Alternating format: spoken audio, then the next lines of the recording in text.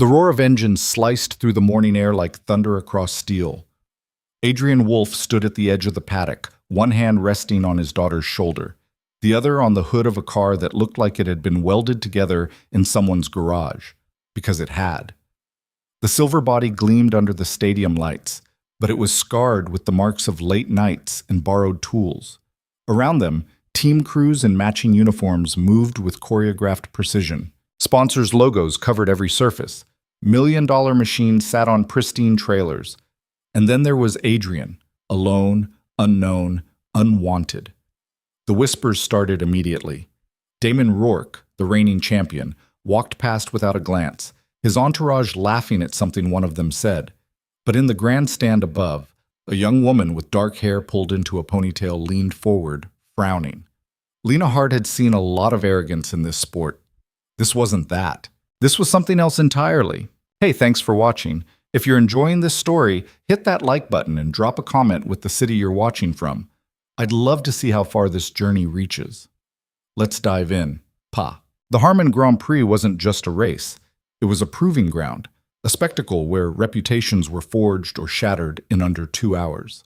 The circuit stretched across 12 kilometers of asphalt, cutting through the industrial heart of a city that had long forgotten what it meant to build things by hand. Everything here was engineered to precision, calculated to the millisecond. There was no room for error, no room for amateurs. Adrian Wolfe didn't belong here, and everyone knew it. He'd arrived 2 days earlier in a battered pickup truck, towing a homemade trailer that rattled like it might fall apart on the highway.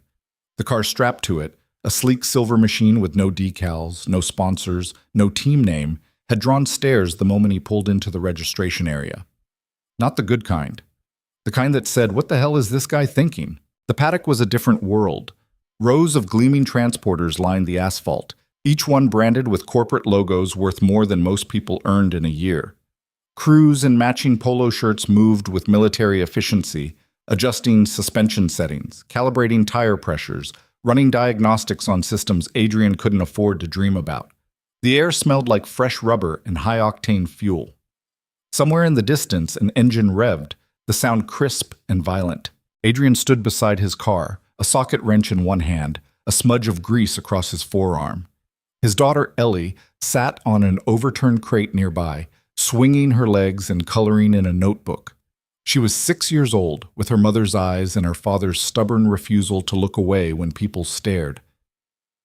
"Daddy, why are they looking at us like that?" she asked, not bothering to whisper. Adrian glanced up. A group of mechanics from a nearby team had stopped what they were doing to watch him. One of them nudged another, grinning. "They're just surprised," Adrian said quietly. "Not used to seeing someone like us here." "Someone like us?" "Someone without a fancy truck." Ellie considered this. "Our truck's not that bad." "No," Adrian agreed. "It's not." He turned back to the car, checking the torque on a suspension bolt.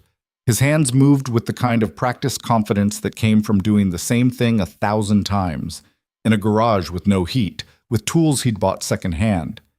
Every part of this machine had been chosen deliberately. Every weld, every line, every angle. He knew this car better than most drivers knew their own heartbeat. Footsteps approached from behind. Adrian didn't look up. "You lost, buddy?"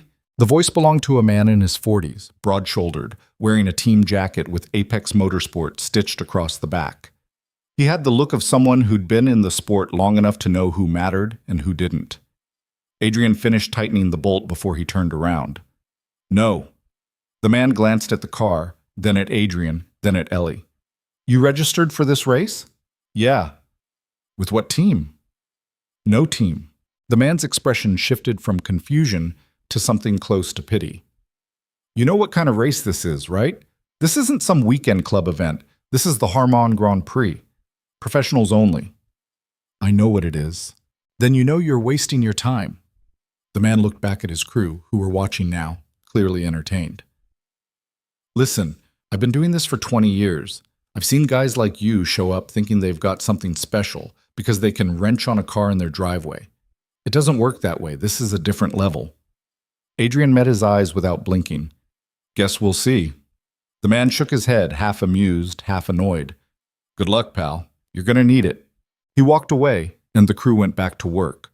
though a few of them kept glancing over, like they were waiting for the punchline. Ellie tugged on Adrian's sleeve. Is he right? About what? That we don't belong here. Adrian crouched down so he was at her level. We belong anywhere we decide to be. Don't let anyone tell you different. She nodded, satisfied, and went back to her coloring. Adrian stood rolling his shoulders. He didn't need their approval. He didn't need their respect. He just needed the race to start. By the time the sun started to dip behind the grandstands, the paddock had transformed into something almost theatrical. Spotlights cut through the evening haze. Camera crews roamed the grid, interviewing drivers, capturing sound bites for the broadcast. Fans crowded against the barriers, waving flags, shouting names.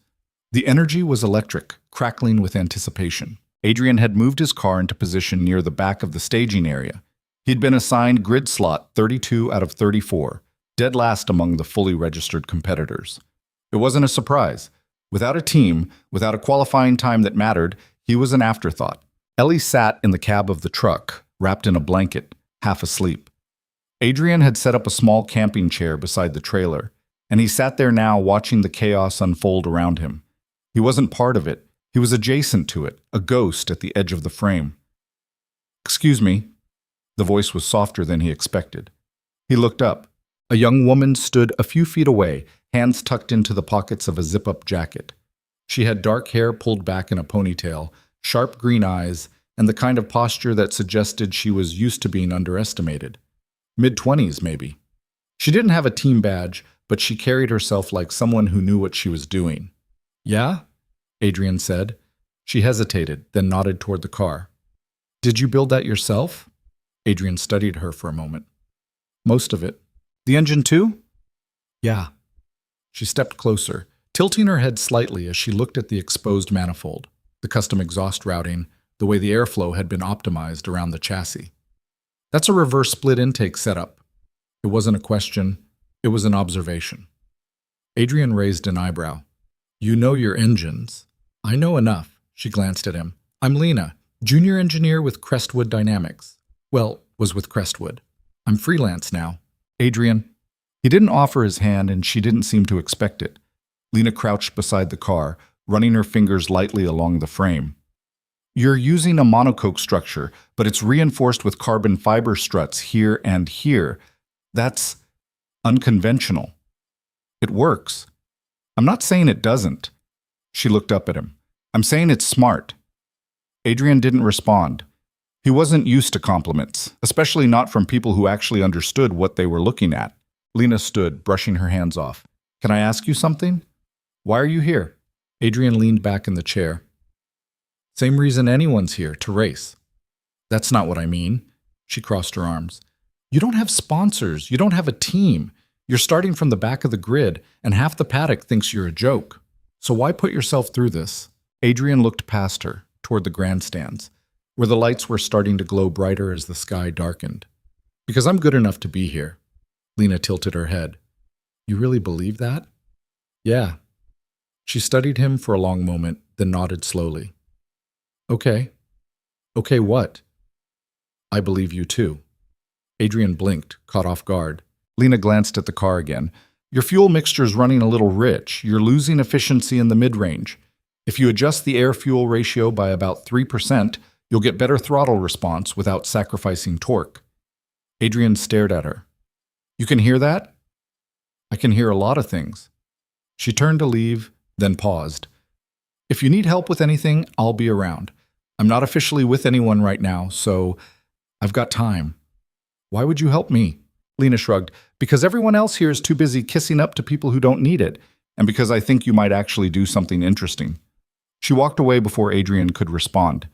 He sat there for a while, processing the conversation. Then he stood, grabbed his toolkit, and started making the adjustment she'd suggested. Oshak. The next morning, the paddock was alive with controlled chaos. Engines fired up in staggered intervals, filling the air with a symphony of mechanical fury. Crews performed last-minute checks, tightening bolts, checking telemetry, running through pre-race protocols.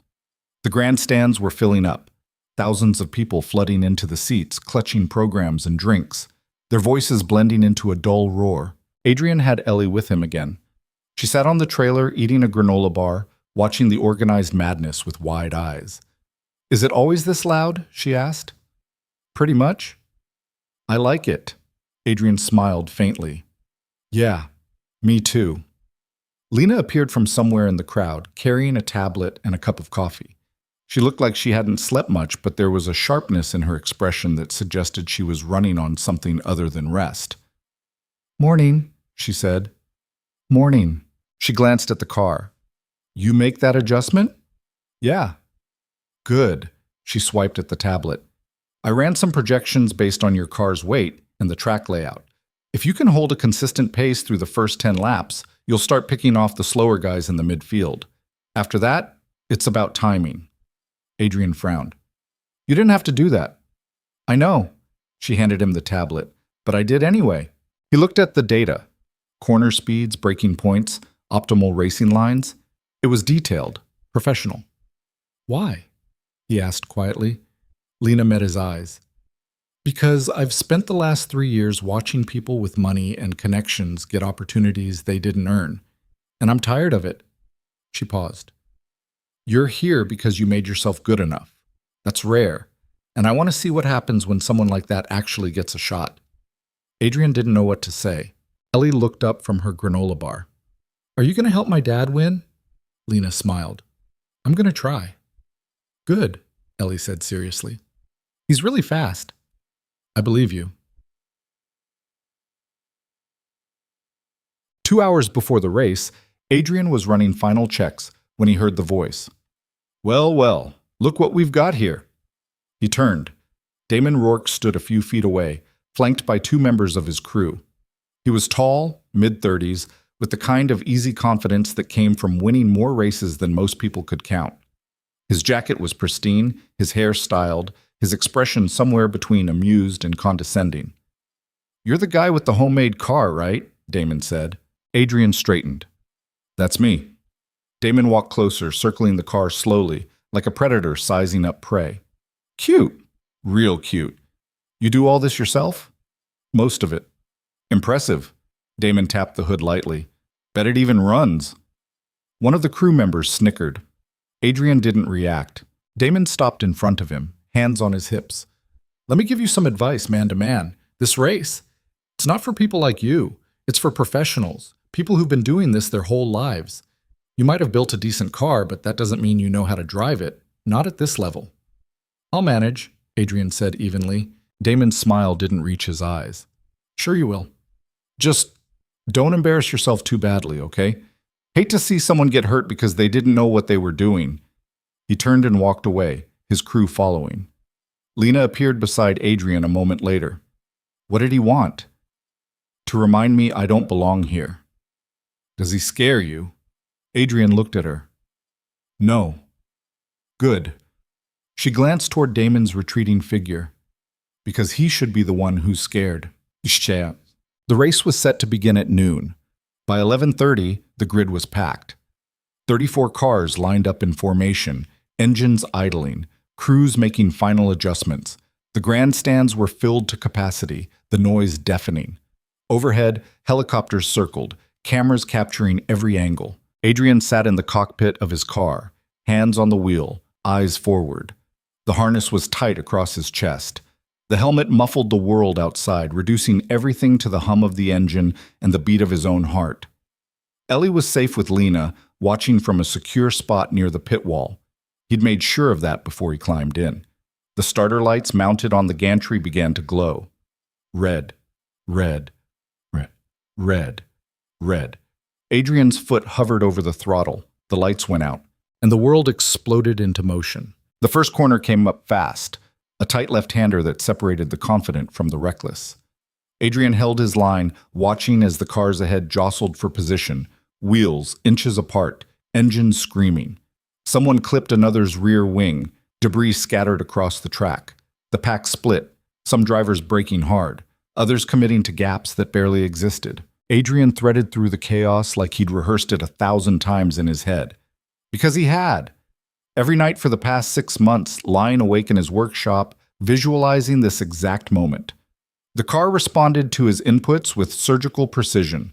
No hesitation, no wasted movement. He wasn't the fastest off the line, but he was smooth. And in racing, smooth was often faster than fast. By the end of the first lap, he'd already gained 4 positions. Lena watched from the pit wall, her eyes locked on the silver car as it carved through traffic. She had a radio headset on, tuned to the race broadcast, but she wasn't listening to the commentary. She was listening to the engine note, the way it rose and fell through the gears, the slight hesitation in the downshifts that told her the clutch was working harder than it should. Ellie stood beside her, gripping the barrier with both hands. "Is he winning?" "Not yet," Lena said, "but he's doing really well." "How well?" "Better than most people expected." Ellie nodded, satisfied. "He always does that." Lena glanced at her. "Does what?" "Makes people think he can't do something, and then he does it anyway." Lena smiled despite herself. "Smart man." "He's the smartest," Ellie said with absolute certainty. Inside the cockpit, Adrian's world had narrowed to a single point of focus. The track ahead, the cars around him, the gap closing between himself and the next position. Everything else, the crowd, the noise, the doubts, had fallen away. He was driving on instinct now, the kind that came from years of racing on tracks no one had ever heard of, in cars held together with zip ties and prayer. He knew what it felt like when a tire was about to lose grip. He knew the exact moment to brake before a corner, not by looking at a marker, but by feeling the weight transfer through the chassis. He knew how to read another driver's body language, the way they positioned their car, the micro adjustments that telegraphed their next move. The car in front of him, a bright yellow machine with a factory team logo, was fast in the straights but clumsy in the technical sections. Adrian watched it for 2 laps, learning its rhythm. The driver braked too early into turn 7 every single time, scrubbing speed unnecessarily. On the 3rd lap, Adrian adjusted his approach. He stayed tight on the yellow car's bumper through turn 6, close enough that the other driver would feel the pressure. Then, as they approached 7, Adrian held his speed a fraction longer. The gap opened. Adrian dove inside, his front wheels alongside the yellow car's rear axle. The other driver flinched, braking harder than he needed to. Adrian completed the pass on the apex, already accelerating out while the yellow car was still mid-corner. Position gained. The radio in his ear crackled. He didn't have a proper team frequency, just a cheap handheld unit Lena had given him before the race. "Nice move," her voice came through, calm and clear. "You're P28 now. Keep that pace." Adrian didn't respond. He didn't have a button to transmit, but he heard her. And it helped, knowing someone was watching. Someone who understood. Abseits. Lap 15. Damon Rourke was leading the race, as expected. He'd started from pole position and had controlled the pace from the moment the lights went out. His car was a masterpiece of engineering, carbon fiber body, active aerodynamics, a hybrid powertrain that produced over 900 horsepower. It was the kind of machine that cost more than most people's houses. But Damon wasn't thinking about his car. He was thinking about the silver car running 20 positions behind him. His engineer's voice came through the radio. "Gap to P2 is 1.4 seconds. You're in good shape." "What's the story with that guy in the homemade car?" Damon asked. A pause. "Who?"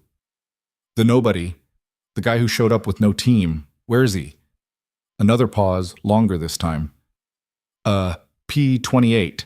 He's gained 6 positions since the start." Damon's jaw tightened. 6? "Yeah, he's actually driving pretty well." "How well?" "Better than some of the midfield guys." Damon's hands flexed on the steering wheel. "Keep an eye on him." "Copy that." Damon told himself it didn't matter. The guy was still 27 positions behind. There was no way he'd climb through the entire field. It wasn't possible. Not in a car like that. Not without a team, without data, without the infrastructure that made winning feasible. But a small, uncomfortable voice in the back of his mind whispered, "What if?" Boss sense. Lap 22. Adrian was P24 now, and the midfield battle was getting ugly. Cars were packed tight, 3 and 4 wide through some corners, nobody willing to give an inch. Paint was traded, mirrors were clipped, tempers flared over the radio frequencies. Adrian stayed patient. He didn't force moves that weren't there. He didn't take risks that could end his race in an instant. He just kept applying pressure, lap after lap, waiting for mistakes. And they came. A blue car missed a braking point and went wide. Adrian slipped underneath. P23. A red car got into a side-by-side fight with a white car, and both scrubbed too much speed. Adrian drove around the outside of both. P21. Lena's voice crackled through again. You're in the top 20. Fuel's looking good. Tires should hold for another 15 laps before you need to think about management. Adrian allowed himself a breath. Just one. Then he focused again. The car felt good. No vibrations, no overheating. The engine note was strong and consistent. Everything he'd built, every late night, every decision, every weld, it was all holding together. Ellie's voice suddenly came through the radio, distant but clear. Daddy's really fast, right? Lena's laugh was quiet. Yeah, kiddo, he really is. Nasips. Lap 30. The first round of pit stops began. The front runners dove into the pit lane, their crews swarming the cars with choreographed precision. Tires off, tires on, fuel in, driver out. 12 seconds, maybe 13 if something went wrong. Adrian didn't pit. He couldn't. He didn't have a crew, didn't have a pit box, didn't have fresh tires waiting. His strategy was simple. One stint, no stops, manage everything. It was insane. Most teams planned for at least 2 stops over the course of the race. Tires degraded, fuel ran out. But Adrian had built his car light. He'd calculated the fuel load down to the liter. And he was betting everything on the idea that he could make it work. As the leaders pitted, Adrian's position jumped. P18, P15, P12. Lena's voice came through, more urgent now. You're in the top 15, but the guys who just pitted are going to come out on fresh rubber. They're going to be faster. Adrian knew. He could already see it happening in his mirrors. The cars that had pitted were catching back up, their lap times dropping by 2-3 seconds. They had grip, they had speed. He had experience. Types. Lap 38. A black car on fresh tires came charging up behind him, closing the gap at a terrifying rate. Adrian watched it in his mirrors, calculating. The driver was aggressive, impatient. He tried to make a move into turn 12, a long, sweeping right-hander where the racing line was everything. Adrian set the trap. He positioned his car on the inside of turn 11, deliberately compromising his exit. The black car took the bait, diving to the outside for a better run into 12. But Adrian had anticipated it. He braked late, turned in sharp, and held the inside line through 12, forcing the black car wide onto the dirty part of the track. The other driver tried to fight back, but his tires found less grip offline. Adrian pulled ahead out of the corner, maintaining position. The black car's radio exploded with frustration. Adrian couldn't hear it, but he could imagine. P11. Lap 45. Halfway through the race, Adrian's arms were starting to burn. The G-forces through the high-speed sections pulled at him relentlessly, lap after lap. His neck ached from holding his head steady under braking. Sweat dripped down his temples inside the helmet, but he didn't slow down. P9. Another car pitted. P8. Lena's voice. Top 10, Adrian. You're in the top 10. And for the first time, Adrian felt something stir in his chest. Not hope. Hope was dangerous, but possibility. The faint, dangerous idea that this might actually be real. Ellie's voice again, small and excited. Is Daddy going to win? Lena hesitated. I don't know, sweetheart, but he's doing amazing. Maltese, lap 52. The second round of pit stops hit. More chaos, more shuffling. Adrian's position jumped again as cars ducked into the pits. P6, P5, P4. He was in the top 5. The grandstands had noticed. The cameras had noticed. The commentators, who had barely mentioned him at the start, were talking about him now. And incredibly, the independent entry of Adrian Wolf is running in 4th position. This is a car with no sponsorship, no team support, built in a garage. This is, I don't even know what to call this. Unbelievable doesn't do it justice. Damon's engineer came over the radio. Be advised, the silver car is P4. Damon's response was clipped. I heard. He hasn't pitted. What? He's on a one-stop strategy, or no stop, we think. We're not sure. Damon swore under his breath. How is that possible? We don't know. His fuel load should have run out by now. Unless he's running on fumes or he calculated something we didn't. Damon's hands tightened on the wheel. He's going to fall off. Tires, fuel, something. He can't hold that pace. Copy. We'll keep monitoring. But in the back of Damon's mind, doubt crept in. Because this guy, this nobody, wasn't driving like someone about to fall off. He was driving like someone who knew exactly what he was doing. Choice. Lap 60. Adrian was P3. The two cars ahead of him were factory machines, both on fresh tires from their second stops. They were faster than him in raw pace, but Adrian wasn't trying to match their speed. He was trying to outlast them. His tires were worn, the rubber was thin, the grip inconsistent. Every corner was a negotiation between throttle and steering, finding the limit without crossing it. His fuel gauge hovered just above empty, the needle trembling with every shift. But the car was still moving, still responding. Lena's voice. Tire temps are climbing. You need to cool them down or you're going to blister. Adrian adjusted, taking slightly wider lines through the slower corners, letting air flow over the tires. It cost him time, but it bought him longevity. The car in P2, a red machine with a European team logo, was starting to struggle. Adrian could see it in the way the rear end stepped out mid-corner, the driver correcting with quick steering inputs.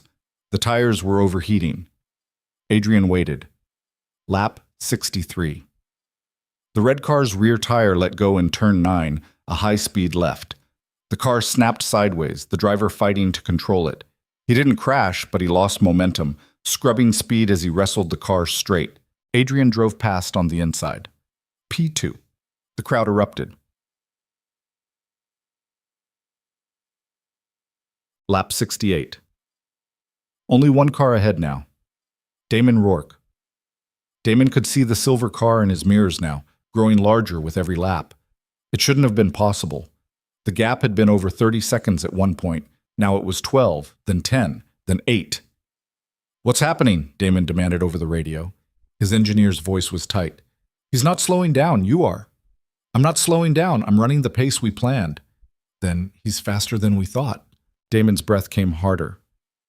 How much faster? About a second a lap, maybe more. That doesn't make sense. He's on old tires. He should be falling apart.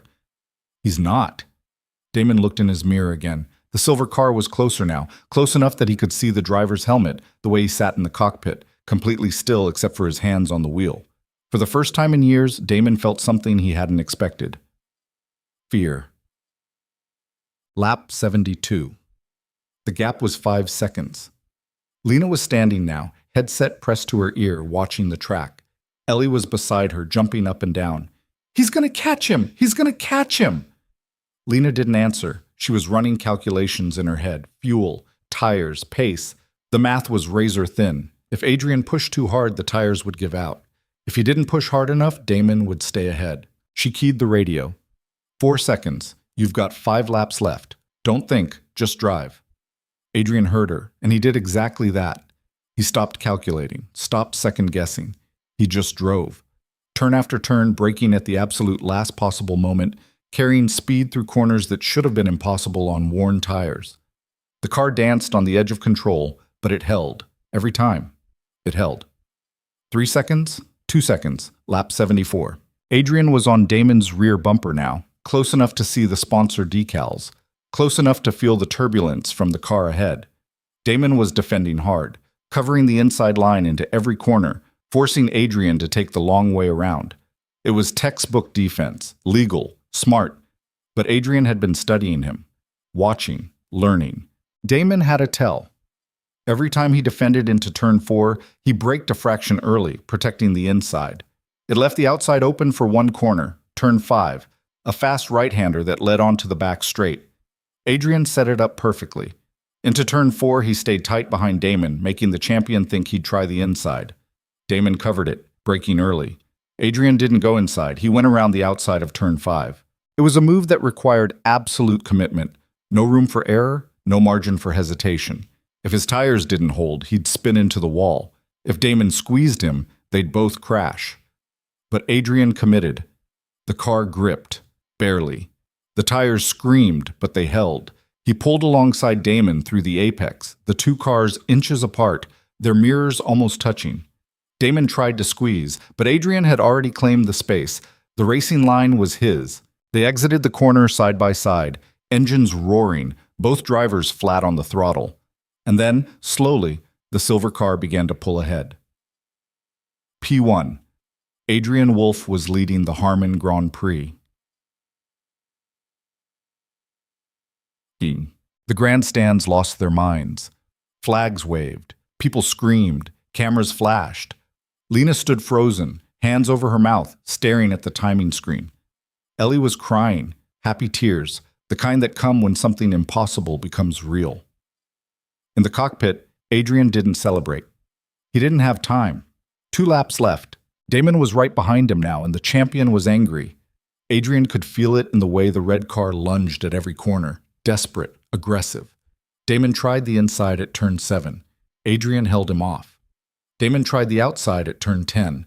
Adrian squeezed him onto the dirty line, lap 75, 1 lap to go. Adrian's fuel light had been on for 3 laps. The needle was buried below empty. He had no idea how the car was still running. Maybe fumes. Maybe willpower. Damon made one last attempt into the final chicane, diving down the inside with everything he had. But Adrian had anticipated it. He braked late, turned in tight, and held the inside line. Damon's front wing came within inches of Adrian's rear tire, but there was no contact. They accelerated out of the chicane onto the main straight. The finish line was half a kilometer away. Adrian's engine coughed. Once. Twice. "Come on," he whispered. "Come on." The car surged forward, the engine catching again, pulling him toward the line. Damon was right there, his car inching closer, the gap shrinking with every meter. 300 meters, 200, 100. The checkered flag waved. Adrian crossed the line. First, he'd won. Machine. For a moment, there was silence in the cockpit. Just Adrian, breathing hard, hands still gripping the wheel, the engine ticking as it cooled. Then the radio crackled. Lena's voice shaking. "You did it! Adrian, you did it!" Ellie's voice screaming with joy. "Daddy won! Daddy won!" Adrian closed his eyes, let the sound wash over him. Then he opened them again and drove slowly back toward the pit lane. The crowd was everywhere, leaning over barriers, waving, shouting his name, a name most of them hadn't known an hour ago. He brought the car to a stop in the winner's area, killed the engine, and sat there for a moment longer. Then he climbed out. The world hit him all at once. Noise, light, people, cameras. But he didn't see any of it. Because Ellie was running toward him, Lena right behind her, and his daughter crashed into him with enough force to nearly knock him over. He caught her, lifting her up, holding her tight. "You won," she said, her voice muffled against his shoulder. "You won, Daddy." "Yeah," he said quietly. "We did." Lena stopped a few feet away, smiling, tears on her cheeks. Adrian looked at her over Ellie's head. "Thank you." She shook her head. "You did that, not me." "You helped." "Maybe a little." Ellie reached out and grabbed Lena's hand, pulling her closer. "You helped a lot." Lena laughed, wiping her eyes. "Okay, maybe a lot." Around them, the chaos continued. Officials were trying to organize the podium ceremony. Journalists were shouting questions. Damon Rourke stood off to the side, staring at Adrian with an expression somewhere between disbelief and respect. But Adrian didn't care about any of that. He set Ellie down, took her hand, and started walking toward the paddock. Lena walked beside them. And for the first time in a long time, Adrian allowed himself to believe that maybe, just maybe, everything was going to be okay. The podium ceremony felt surreal. Adrian stood on the top step, champagne bottle in hand, cameras flashing from every direction. Below him, on the second step, Damon Rourke stood with his arms crossed, jaw tight, barely acknowledging the applause. Third place had gone to a driver from one of the European teams, a kid who looked too young to be here, grinning like he'd won the lottery just by being on the podium at all. The announcer's voice boomed through the speakers, introducing Adrian to a crowd that had spent the entire race learning his name. They cheered, but it wasn't the easy, reflexive cheer reserved for established champions. It was louder, rawer, the kind of noise that came from watching something they hadn't expected, something that broke the script. Adrian raised the bottle half-heartedly, sprayed some champagne in the general direction of the crowd, and set it down. He wasn't built for this part. The spectacle. The performance. He could drive. He could win. But standing here, pretending to enjoy being looked at, felt wrong. Ellie was watching from below, standing with Lena near the barrier. She waved at him, both hands in the air, and Adrian found himself smiling despite everything. That made it worth it, just that. When the ceremony ended, officials ushered him toward the media pen, a roped-off area swarming with journalists, cameras, microphones. He'd expected this. Didn't mean he was ready for it. The first reporter shoved a microphone in his face before he'd even stopped walking. Adrian, how does it feel to win your first Harman Grand Prix? In a car you built yourself? Adrian blinked. It feels good. That's it? Just good? He shrugged. Yeah, good. The reporter waited for more. When it didn't come, she tried a different angle. You started from the back of the grid with no team, no sponsors, and no support. What made you think you could win? I didn't think I could win, Adrian said. I just thought I could race. Another reporter jumped in. Damon Rourke is a 4-time champion. Did you have a specific strategy for beating him, or was it just luck? Adrian's expression didn't change. I studied him, found his patterns, used them. So it wasn't luck? No. A third reporter, older, with the kind of weathered face that suggested he'd been covering racing for decades, leaned forward. There's a lot of speculation about your background. Some people are saying you used to race professionally. Others think you're completely self-taught. Which is it? Adrian hesitated. I raced, a long time ago. Different circuits, smaller stuff. Why did you stop? The question hung in the air. Adrian's eyes flicked toward Ellie, still visible past the crowd, still waving at him. Life happened, the reporter pressed. And now you're back. Why? Because I needed to be. It wasn't the answer they wanted. Adrian could see it in their faces, the hunger for a story, a narrative they could package and sell. Underdog returns from tragedy. Single father fights for redemption. He knew how this worked, and he hated it. He excused himself before they could ask more, ducking under the rope and heading back toward the paddock. A security guard tried to stop him, but Lena appeared out of nowhere, flashing some kind of credential that made the guard step aside. You're bad at interviews, she said as they walked. I know. Like, really bad. I know. She glanced at him. You could have given them something, anything. They're going to write about you anyway. Might as well control the narrative. Adrian shook his head. I don't care what they write. You should. This is your moment. You just beat one of the best drivers in the world. People are going to want to know who you are. Then they can figure it out themselves. Lena sighed, but she didn't argue. They reached the paddock, where Adrian's car sat alone near the edge of the lot, still streaked with tire rubber and oil. Ellie was already there, running her hand along the hood like it was a living thing. Can we take it home now? She asked. Soon, Adrian said. I need to check a few things first. He popped the hood, leaning in to inspect the engine. It was a mess. Half the bolts were loose from the vibration. The fuel line had a hairline crack. The air filter was clogged with debris. It was a miracle the thing had made it to the finish line. Lena peered over his shoulder. You ran the entire race on fumes, didn't you? Pretty much. That's insane. It worked.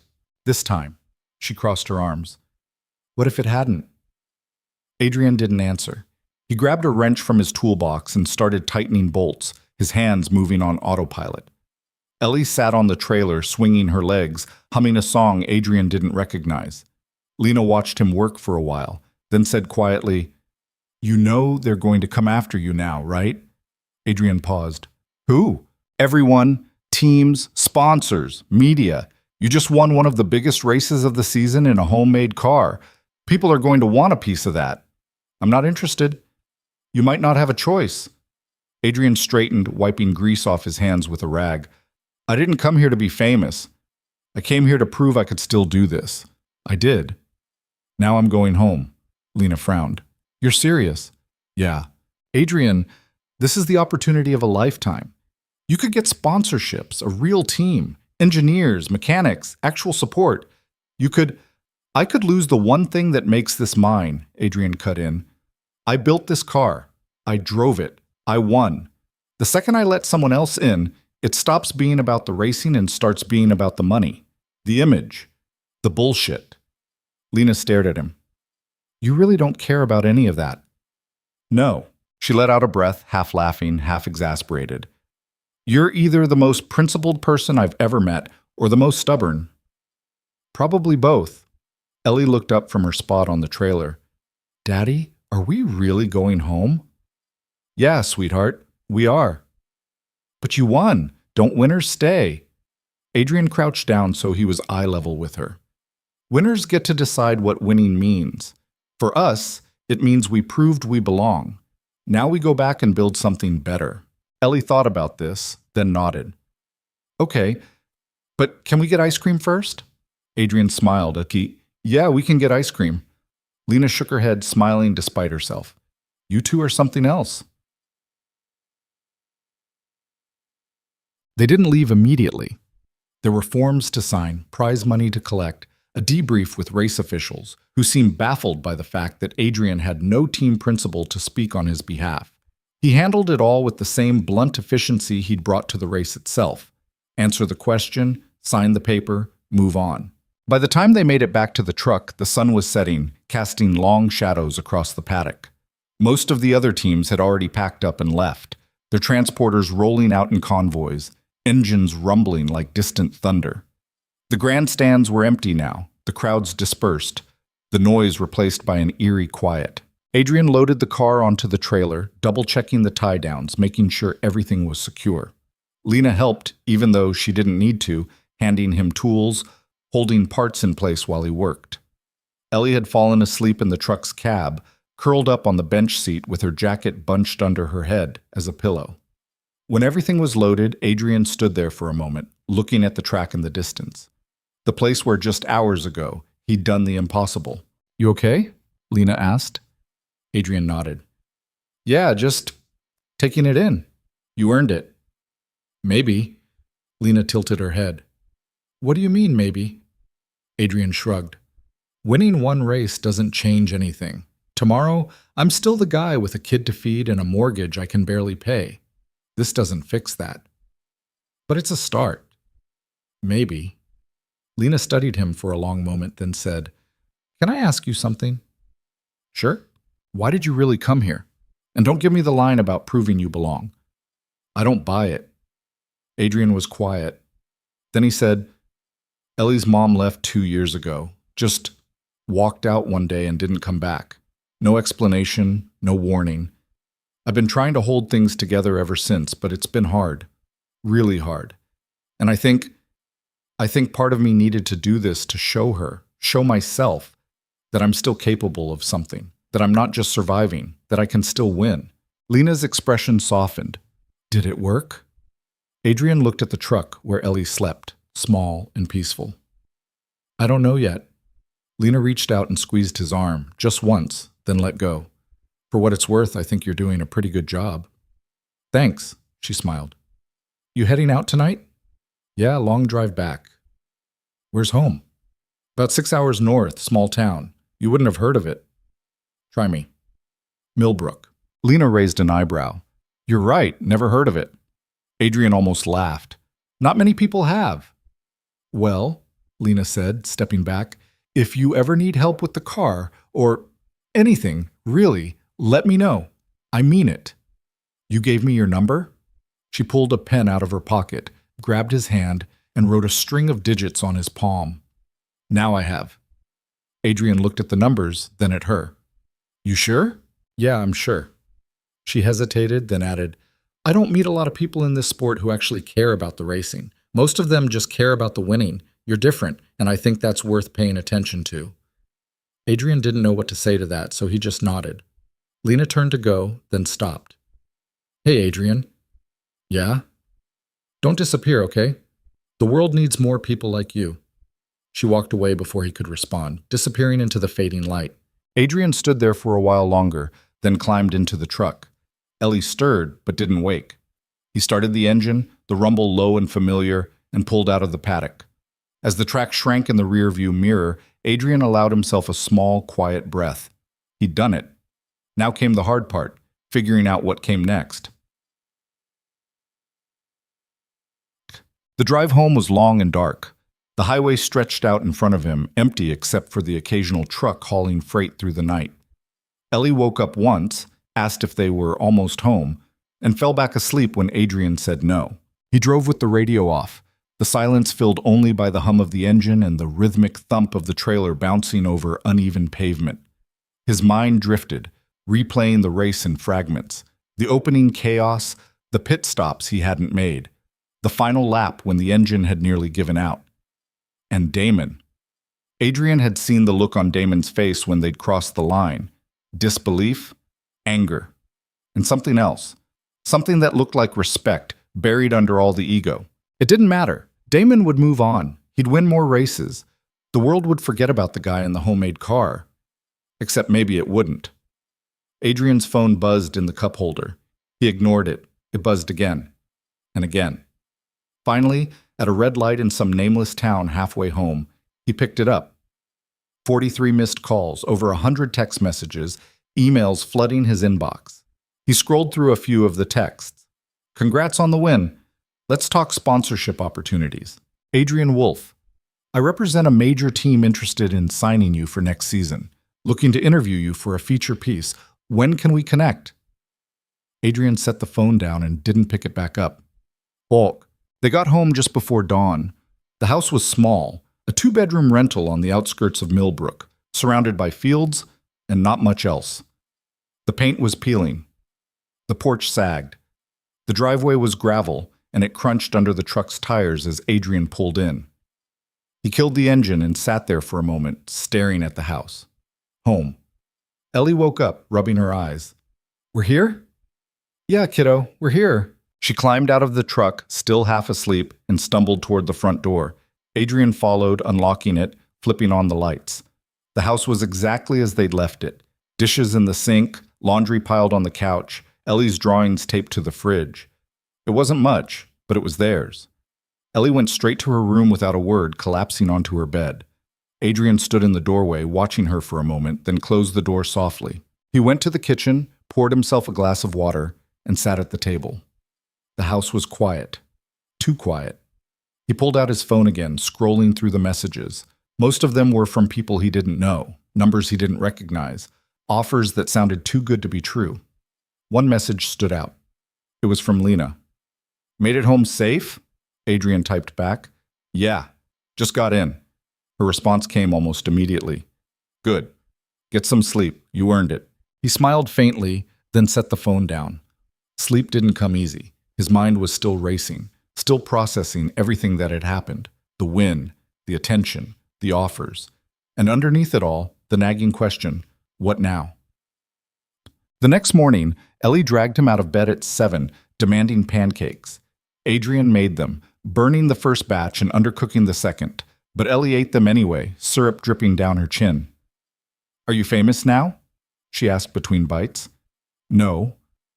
But you won. Winning one race doesn't make you famous. Then what does? Adrian thought about it. Winning a lot of races, being on TV, having people recognize you. Ellie frowned. Do you want people to recognize you? No. Then why does everyone keep calling? Adrian glanced at his phone, which had been buzzing nonstop since he'd turned it back on. Because they think I can make them money. Can you? Probably, but that's not why I race. Ellie nodded, satisfied, and went back to her pancakes. Adrian's phone rang again. This time, he answered. Hello? The voice on the other end was smooth, professional. Mr. Wolf, my name is Carter Mills. I'm a talent agent representing several top-tier racing drivers. I watched your performance yesterday, and I have to say, it was extraordinary. I'd love to discuss representation opportunities with you. Adrian rubbed his eyes. Not interested. I understand you might be hesitant, but I really think you should hear me out. We're talking sponsorships, team contracts, media deals. This could change your life.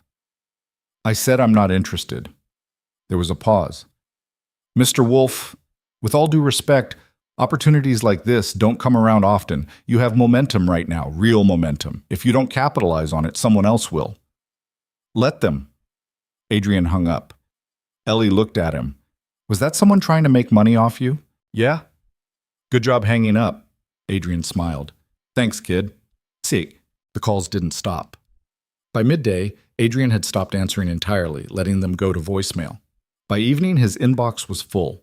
He tried to focus on other things, fixing the fence in the backyard, running errands, helping Ellie with a school project.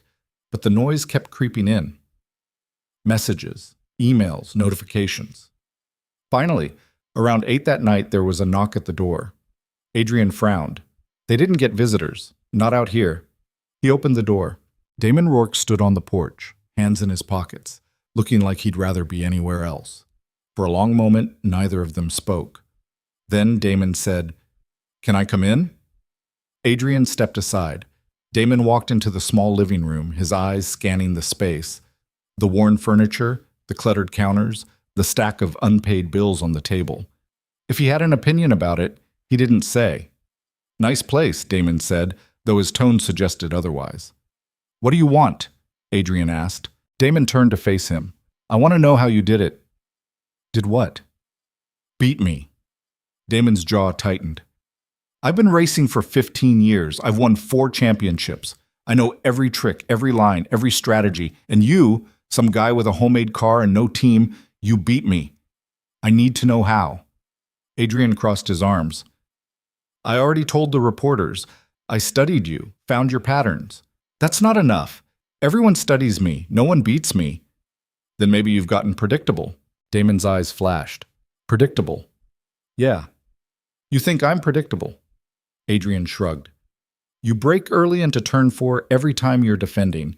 You oversteer into turn 9 when you're pushing. And you always take the inside line into the final chicane, even when the outside's faster. So yeah, predictable."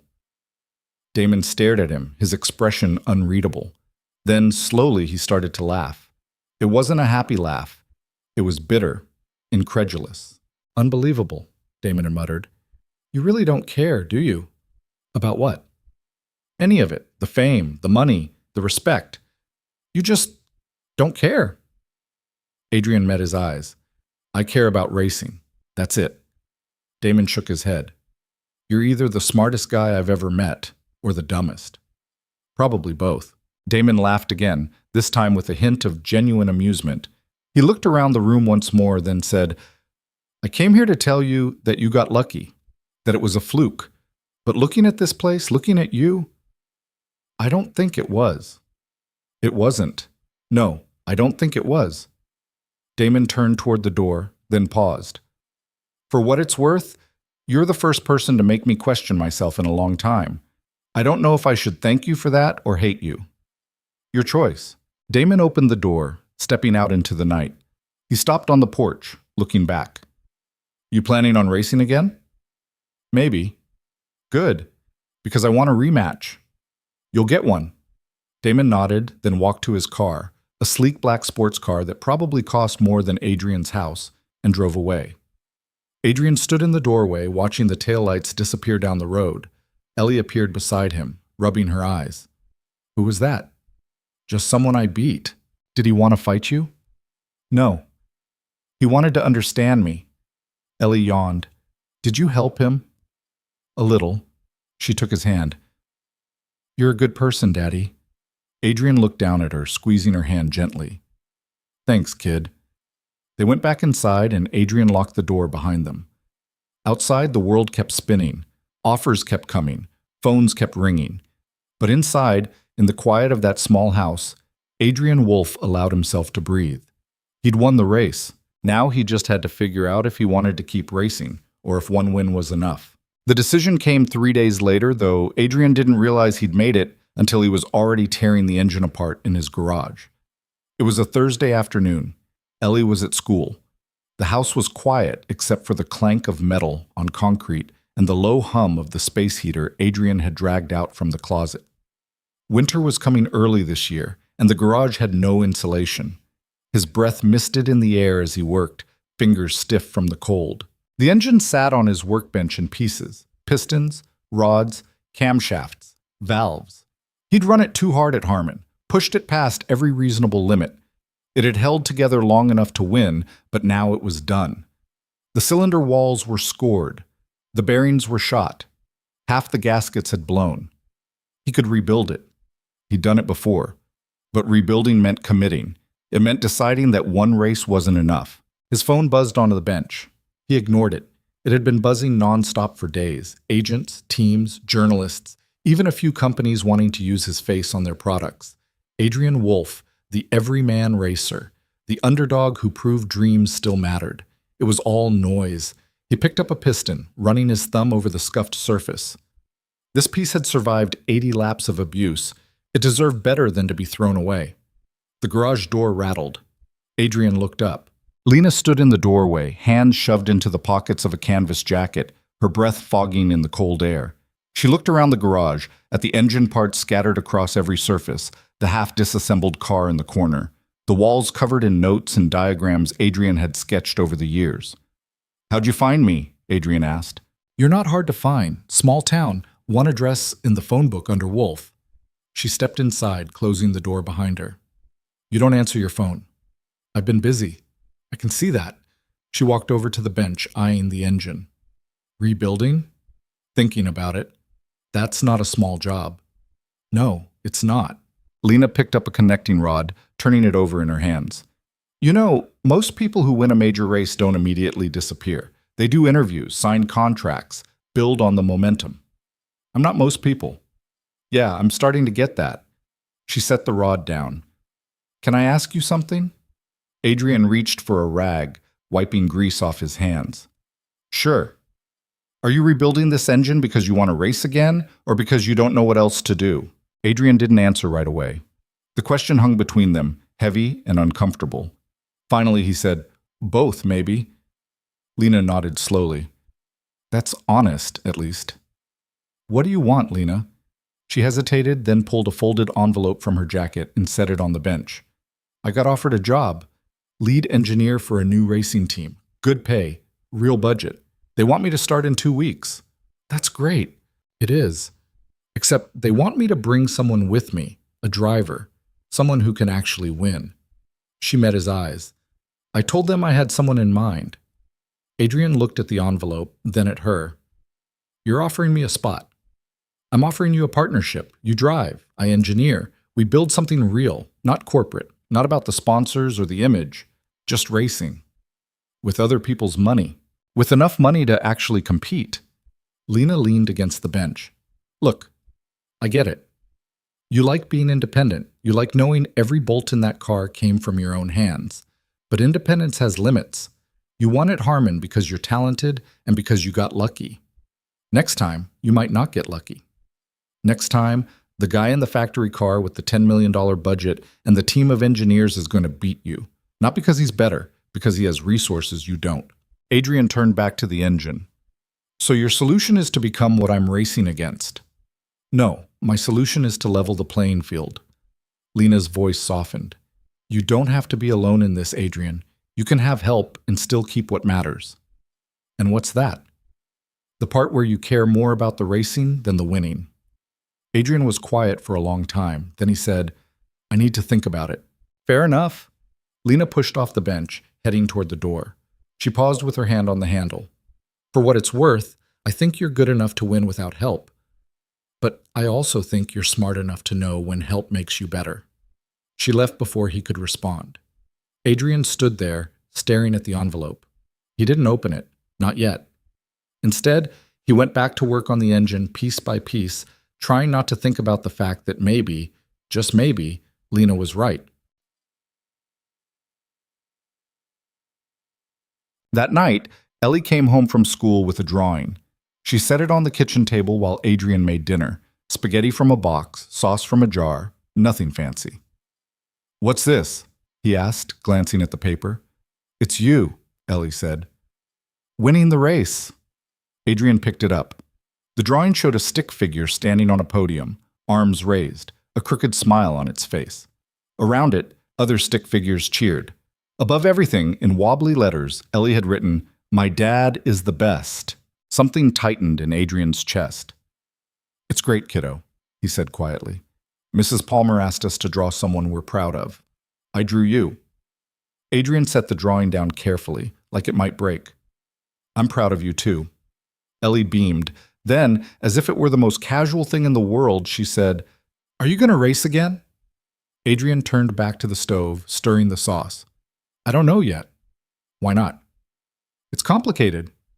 Is it because of money? Adrian glanced at her. What makes you say that? Ellie shrugged. I heard you on the phone the other night.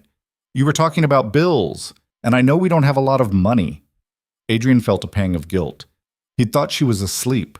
Apparently he'd been wrong. Money's part of it, he admitted. But it's not the only part. What's the other part? Adrian sat down across from her.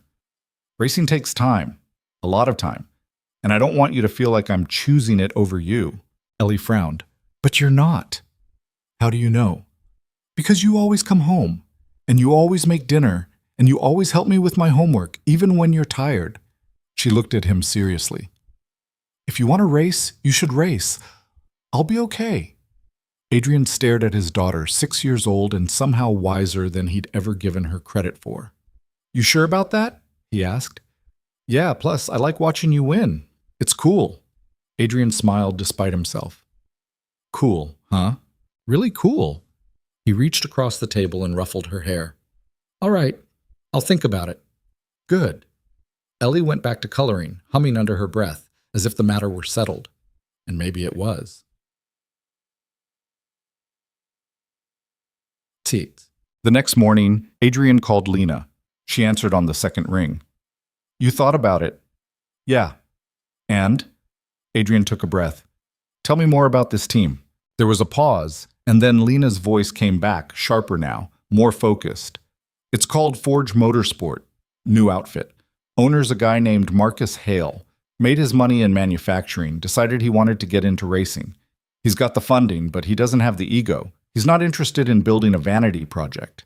He wants to win, and he's willing to let the people who know what they're doing actually do it.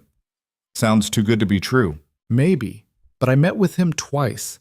He's legit, and he specifically asked for a driver who wasn't already locked into the establishment, someone hungry.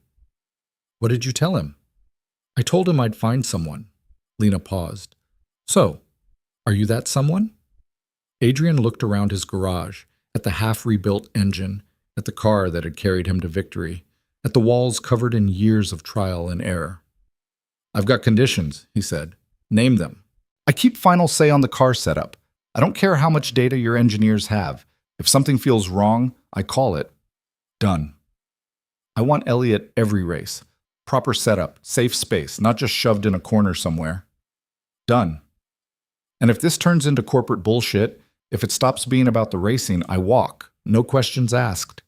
Lena was quiet for a moment. Then she said, I'll make sure it doesn't. You can't promise that. No. But I can promise I'll fight like hell to keep it real. That enough? Adrian closed his eyes. Yeah, that's enough. So, we're doing this? We're doing this. Lena let out a breath. Okay. I'll set up a meeting with Marcus. Next week work for you? Yeah. Good. And Adrian? Yeah? Thanks for trusting me. Adrian didn't know what to say to that, so he just said, see you next week, and hung up. He stood there for a moment, phone in hand, feeling the weight of the decision settle over him. Then he went back into the garage and got to work. But the meeting took place in a conference room that smelled like new carpet and expensive coffee. Marcus Hale sat at the head of the table, mid-50s, silver hair, the kind of calm confidence that came from building empires. He wore a button-down shirt with the sleeves rolled up, no tie, no pretense. Lena sat to his right. Adrian sat across from her, feeling out of place in a room with floor-to-ceiling windows and abstract art on the walls. Marcus leaned back in his chair, studying Adrian. Lena tells me you're the guy who won Harmon in a car you built in your garage. That's me, Adrian said. Hell of a thing. Marcus smiled faintly. I've been following racing for 30 years. I've seen a lot of drivers. Most of them are good because they've had every advantage since they were kids. Money, connections, the best equipment. You didn't have any of that, and you still won. That tells me you've got something they don't. What's that? Hunger. Adrian didn't respond. Marcus stood, walking over to the window. Here's the thing. I'm not interested in building another corporate team. I don't want drivers who show up, collect a paycheck, and phone it in. I want people who care. People who will bleed for this. Lena says you're one of those people. So I'm offering you a seat, lead driver, full support, best equipment we can build. What's the catch? Adrian asked. Marcus turned. The catch is you have to want it, really want it, because this isn't going to be easy. We're a new team. We don't have the reputation, the sponsors, the history. We're going to have to fight for every inch. And if you're not all in, we're wasting each other's time. Adrian met his eyes. I'm all in. Marcus studied him for a long moment, then nodded. Good. Then let's build something. The next 2 weeks were a blur. Contract negotiations, logistics, meetings with engineers, mechanics, PR teams. Adrian signed more paperwork than he'd signed in his entire life. Each document another step deeper into a world he'd spent years avoiding. But Lena was there through all of it, translating the jargon, pushing back on the clauses that didn't serve them, making sure Adrian's conditions were met. And to his surprise, Marcus kept his word. Ellie got her own space at the team facility, a small lounge with books, games, a couch where she could nap between sessions. Adrian got final say on the car setup. And when the PR team tried to script his interviews, Marcus shut it down. He talks the way he talks, Marcus had said. People liked him because he was real. We're not changing that. Adrian appreciated that more than he knew how to express. The car itself was a revelation. It was still being built, but Adrian had been part of every decision: chassis design, suspension geometry, engine specs. The engineers listened to him, not because they had to, but because he knew what he was talking about. And when they disagreed, they argued it out until they found something better. It felt right. For the first time in years, Adrian felt like he was building something that mattered. 3 weeks after signing with Forge Motorsport, Adrian got a call he wasn't expecting. It was late. Ellie was asleep. He was in the garage again, sketching ideas for an aerodynamic adjustment, when his phone rang. Unknown number. He almost didn't answer, but something made him pick up. Hello? Adrian Wolf? The voice was unfamiliar. Male, professional. Yeah, who's this? My name is Victor Kane. I represent Apex Motorsport. Adrian frowned. Apex was one of the biggest teams in the sport. Factory backing, unlimited budget, championship pedigree. What do you want? Adrian asked. I want to make you an offer. I'm already with a team. I know. Forge, new outfit, unproven. Victor's tone was smooth, practiced. But here's the thing, Adrian. You're talented, really talented, and you're wasting that talent on a team that's going to struggle for years before they're competitive. We can make you competitive right now. Lead driver, championship caliber car, everything you need to win. Not interested. You haven't even heard the offer. Don't need to. Victor paused. You're making a mistake. Maybe, but it's my mistake to make. Think about your daughter, Adrian. This is a chance to set her up for life. Financial security, stability, everything a father wants for his kid. Adrian's grip tightened on the phone. Don't talk about my daughter. I'm just saying. I said don't. Adrian's voice was cold now. I know what you're doing. You're trying to make me doubt myself, make me think I'm choosing wrong. But I've already made my choice and I'm not changing it. So do me a favor and lose my number. He hung up. His hands were shaking, not from fear, from anger. Victor Kane didn't know him, didn't know what mattered, didn't understand that some things couldn't be bought. Adrian set the phone down and went back to his sketch. But the call stayed with him, a reminder that the world he'd stepped into didn't play fair. The first race with Forge Motorsport was scheduled for mid-November. A street circuit in the southern part of the country. Tight corners, narrow straights, no room for error. It was the kind of track that rewarded precision over raw speed. Adrian and Lena spent the week before the race fine-tuning the car. They tested at a private facility Marcus had rented, running hundreds of laps, tweaking suspension settings, dialing in the brakes. The car was fast, really fast. Not Harmon fast, they were still learning, still finding the limits, but competitive. On the morning of the race, Adrian stood in the garage watching the crew make final adjustments. Ellie sat nearby, coloring in a new notebook Lena had bought her. Lena walked over, clipboard in hand. How are you feeling? Nervous, Adrian admitted. Good. Nervous means you care. What if I don't live up to it? What if Harmon was a fluke? Lena looked at him. Then we figure it out and do better next time. But I don't think it was a fluke, and neither do you. Adrian nodded slowly. Besides, Lena added, you're not alone this time. You've got a team. Use us. I'm not used to that. I know, but you're going to have to get used to it. She handed him the clipboard. Here's the race strategy. Study it. Ask questions if something doesn't make sense, and trust that we've got your back. Adrian took the clipboard, scanning the notes. It was thorough, professional, everything he would have done himself, but better. Thanks, he said quietly. Lena smiled. Don't thank me yet. Win first. Then we'll talk. Matek. The race started clean. No crashes. No chaos. Just 32 drivers fighting for position on a track where passing was nearly impossible. Adrian qualified 8th, a solid result for a new team. He spent the first 20 laps holding his position, learning the rhythm of the race, conserving his tires. Then, on lap 23, the car ahead of him made a mistake, locked up the brakes into turn 5. Went wide. Adrian didn't hesitate. He dove inside, claiming the position before the other driver could react. P7. Lena's voice came through the radio. Nice move, stay patient. The front guys are going to pit soon. Adrian didn't respond. He just kept driving. Lap 30. The leaders pitted. Adrian stayed out. P5. P4. P3. The pit stops cycled through. When Adrian finally came in on lap 40, the crew executed perfectly. Tires changed, fuel in, out in 14 seconds. He rejoined in P6. Good stop, Lena said. Now push. You've got pace. Adrian pushed. Lap by lap, he clawed his way back up the field. P5. P4. P3. Again. With 10 laps to go, he was running second, chasing down the leader, a veteran driver in a car that had won 3 races this season.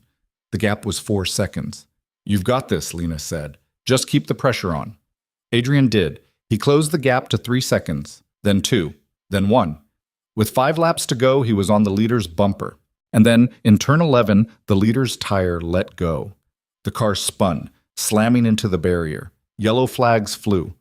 Adrian drove past, taking the lead. P1. The final laps were a blur. Adrian held the position, crossed the line, and won his second race. The team erupted. Lena was shouting over the radio, her voice cracking with emotion. Ellie was jumping up and down in the garage, screaming his name. Adrian pulled into the winner's area, killed the engine, and sat there for a moment. 2 races. 2 wins. Maybe it wasn't a fluke after all.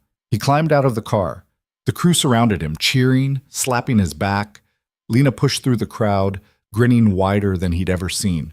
I told you, she said. You did. Ellie ran up, and Adrian scooped her into his arms. She wrapped her arms around his neck, holding tight. You did it again, Daddy. Yeah, Adrian said, his voice thick. We did. And for the first time in a long time, Adrian Wolf allowed himself to believe that maybe, just maybe, he'd found where he belonged. The third race was different. Adrian felt it the moment they arrived at the circuit, a sprawling facility in the desert, all sun-baked asphalt and endless straightaways. The atmosphere had changed.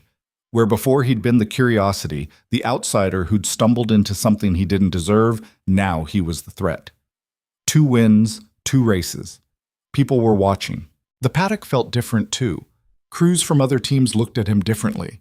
Not with amusement anymore. With calculation. With wariness. Damon Rourke was there, of course. He nodded at Adrian from across the lot, a curt acknowledgement that held no warmth but carried a certain respect. Adrian nodded back.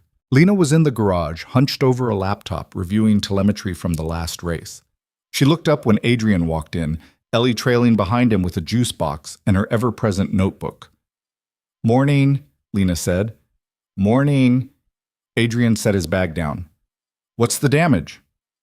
No damage. Car's solid, but we've got a problem. Adrian frowned. What kind of problem? Lena turned the laptop toward him. On the screen was a technical diagram, suspension components measured down to the millimeter. 3 other teams filed a protest yesterday. They're claiming our rear suspension setup violates the regulations. Does it? No, it's legal. Barely. But that's the point. They're not protesting because they think we're cheating. They're protesting because they want us distracted. Adrian leaned against the workbench. So what do? We ignore them. Let Marcus and the lawyers handle it. You just drive. Lena closed the laptop. But I'm telling you now, it's going to get uglier. You're not the underdog anymore. You're the guy beating them, and they don't like it. Let them not like it. Lena smiled faintly. That's the spirit. Ellie climbed onto a stool, swinging her legs. Are people being mean to Daddy? Not mean, Lena said. Just competitive. That's a nice way of saying mean, Ellie said matter-of-factly. Lena laughed. Yeah, I guess it is. Sits. Qualifying was a disaster. The car felt off from the first lap. The rear end was loose, snapping sideways through the high-speed corners. Adrian fought it, wrestled it through each session, but the grip just wasn't there. By the time Q3 ended, he'd qualified 14th. He climbed out of the car, helmet under his arm, jaw tight. Lena was waiting, arms crossed. Talk to me. Rear's unstable. Can't get the power down without it stepping out. We can adjust the wing angle, add some downforce. That'll kill us on the straights. I know, but you need stability more than top speed on this track. Lena glanced at her notes. We'll make the change before the race. You'll lose a little straight line speed, but you'll be able to carry more through the corners. Adrian nodded. Do it. He walked away, needing space, needing air. The garage felt suffocating. Too many people, too many eyes. He found a quiet spot behind the trailer, leaning against the metal siding, letting the desert heat press down on him. His hands were still shaking from the adrenaline, the frustration. Footsteps crunched on gravel. He looked up. Marcus Hale stood there, hands in his pockets, expression unreadable. Rough session, Marcus said. Yeah. Marcus didn't sugarcoat it. 14th's not where we need to be. I know. You also know it's one qualifying session. You've come from worse. Adrian met his eyes. You worried? Marcus considered the question. No, but I'm paying attention. The other teams are gunning for you now. They're going to push every advantage they've got, legal or otherwise. So what do you want me to do? Win anyway. Marcus's expression softened slightly. Look, I didn't hire you because I thought this would be easy. I hired you because I knew it would be hard, and I believed you were the guy who could handle hard. So handle it. He walked away before Adrian could respond. Adrian stood there for a moment longer, then pushed off the trailer and headed back to the garage. Ellie was waiting for him, holding out a granola bar. You forgot to eat lunch. Adrian took it. Thanks, kid. Are you okay? I'm fine. You don't look fine. Adrian crouched down. I'm frustrated, but I'll be okay. Ellie studied him seriously. You're still going to win, right? I'm going to try. That's all you can do. She said it so simply, like it was the most obvious thing in the world. Adrian pulled her into a hug. When did you get so smart? I've always been smart. You just didn't notice. Adrian laughed despite himself. Fair enough. Hissed in. The race started badly and got worse. Adrian lost 2 positions off the line, dropping to 16th. The car still felt unstable, the rear end twitchy under braking. He fought through the first 10 laps, scrapping for every inch, but the pack ahead was pulling away. By lap 20, he was 17th. Lena's voice came through the radio. Stay calm. Long race. Plenty of time. Adrian didn't respond. He was too focused on the car ahead, a bright orange machine that kept weaving defensively, blocking every attempt Adrian made to get close. Lap 25. Adrian finally found a gap, threading through on the inside of turn 3. The orange car tried to squeeze him, but Adrian held his line. P16. It wasn't enough. Not even close. Lap 30. The leaders pitted. Adrian stayed out, gambling on track position. It worked, temporarily. He jumped to P9 when the pit cycle finished, but the cars that had pitted were on fresh tires, faster, hungrier. They started picking him off one by one, P10, P11, P12. Lena's voice. Box this lap. We need fresh rubber. Adrian dove into the pit lane. The crew swarmed. Tires off. Tires on. 16 seconds. Too slow. He rejoined in P18. Sorry, Lena said quietly. Rear left was stubborn. Adrian gritted his teeth and drove. Says, the rest of the race was a grind. Adrian clawed back a few positions, P16, P15, P14, but the podium was gone. The win was gone. He was just fighting to salvage something from a day that had gone completely sideways. With 10 laps to go, he was P13. Then, ahead of him, 2 cars tangled coming out of turn 7. One spun, the other limped off with a broken front wing. Yellow flags. Adrian drove through the debris, gaining 2 spots. P11. The restart came with 5 laps left. Adrian pounced, diving inside a slower car into turn 1. P10. Points. At least he'd get points. He crossed the line in 10th place. Not a disaster, but not what he'd come here to do. Toxic. The garage was quiet after the race. The crew packed up efficiently, but there was none of the energy, none of the celebration that had followed the previous 2 wins. This was just work now. Professional. Clinical. Adrian sat on a stack of tires, still in his race suit, staring at nothing. Lena approached, holding 2 bottles of water. She handed him one. "Thanks," he muttered. She sat down beside him. "You drove well." "I finished 10th. "You finished 10th with a car that wasn't handling right and a pit stop that cost you 4 seconds. That's not bad." "It's not good either." Lena took a drink. "No, it's not. But it's one race." Adrian looked at her. "What if it's not just one race? What if this is the start of us falling apart? Then we fix it. That's what teams do." "I'm not used to having a team." "I know, but you've got one now. So stop carrying all of this yourself." She nudged his shoulder. "We'll figure it out. We always do."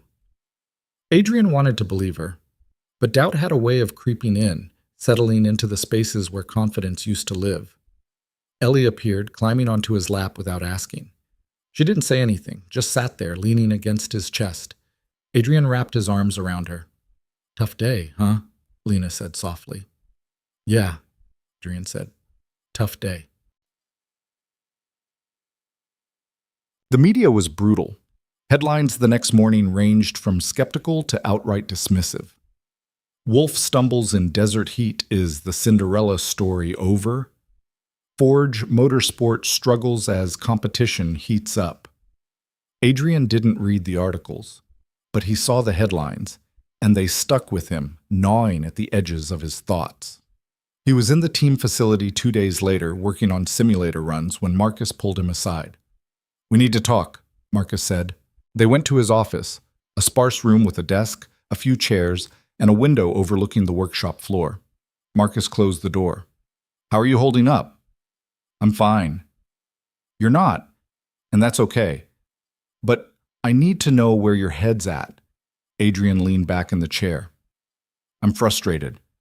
We had the speed, and we didn't capitalize on it. That's on me. It's on all of us. The car wasn't right. The pit stop was slow. You can't shoulder all of that. I'm the one in the car, and you're the one who got us 10th when we should have finished 20th. Marcus sat on the edge of his desk. "Look, I'm not here to blow smoke. 10th place sucks, but we're a new team. We're going to have bad days. The question is, do you still believe we can do this?" Adrian met his eyes. "Yeah, I do." "Good, because I do too." Marcus pulled a folder from his desk, sliding it across. "We've got 2 weeks before the next race. Lena's already got a plan to fix the suspension issues. The crew's working on pit stop drills, and I'm bringing in another engineer to help with race strategy." Adrian flipped through the folder. It was detailed. Analysis, adjustments, timelines. "This is a lot of work," Adrian said. "That's what winning takes." Marcus stood. "You proved you can win.